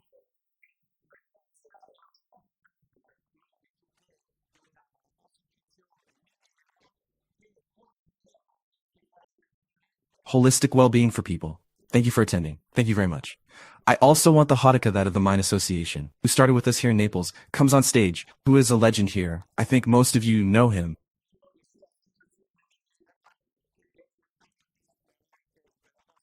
And who for many years has been giving beauty, giving spirit with his association mine, who has also become a partner in our mission. The custodians, he also brings it to the heart. So that means that this mission is close to your heart, no? So good morning to all.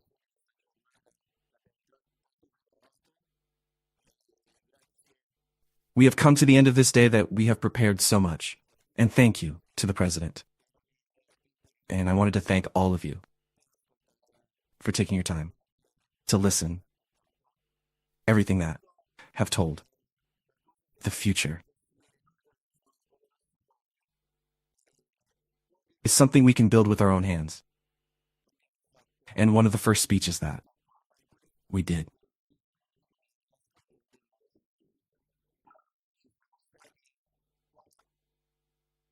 in the city here in Naples was to clean up the reef at the Style Pier. We were there, here. There were dozens of volunteers. Our pride was that the students of the National Swimming came out of from this place and came with us to clean the reef.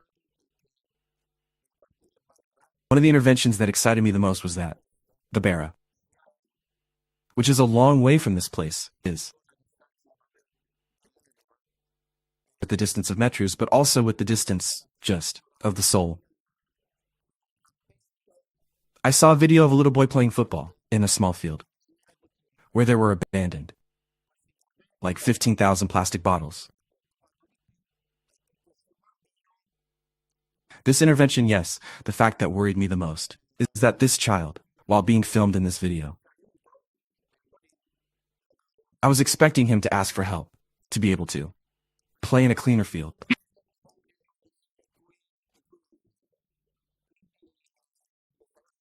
And instead, he absolutely did not care about the conditions he was in. So this alarmed me a lot. We went there, we did the inspection, and with the Boy Scouts and with the boys from the penal area of Nisita prison. We reclaimed that area, and finally, those kids can play on a field where all that rubbish no longer fits. All those bottles. I find them, see them, notice them everywhere. So I hope that each one of us also finds a way. To tell this, I ask you teachers who have us explained things that I could not even imagine. That is, we must all learn to explain this feeling to everyone as if they were 5-year-olds. That's the real secret. You have to make people fall in love with the environment. It is useless to go and tell people that Naples is one of the most beautiful cities in the world.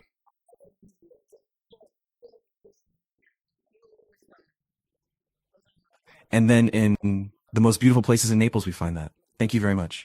I close with this thing I want to tell you. I founded this association called Mine, which is implanted in the Spanish quarters. The Spanish quarters before were seen as an impenetrable place and as a very dangerous place. Some things that my association accomplished have done.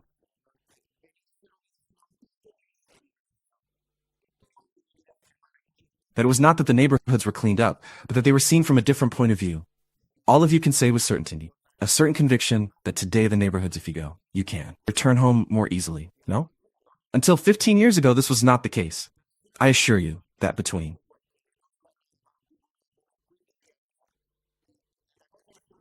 people who live in and were born in the quarters, things are the same as they were 15 years ago. The thing we have been able to do is to change your perception of us. So let's change the perception of all of us with respect to the cleanliness of our environment. If we don't feel that the planet is our property, that is to say that it's part of our pocket, we won't be able to go anywhere. I marry not for reasons of convenience, for reasons of the heart. This symbol. Because truly, we will then be considered pioneers.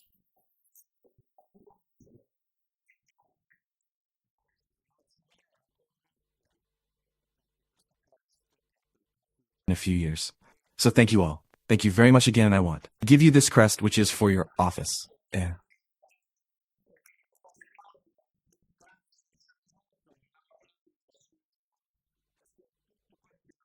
Thank you very much for being here. I hope you've learned a lot. Easter, thank you for coming. We work on everything related to the sea and for the preservation, so thank you all. And see you in nature cleaning here in Naples, but first for lunch from Nature Sea. Thank you very much.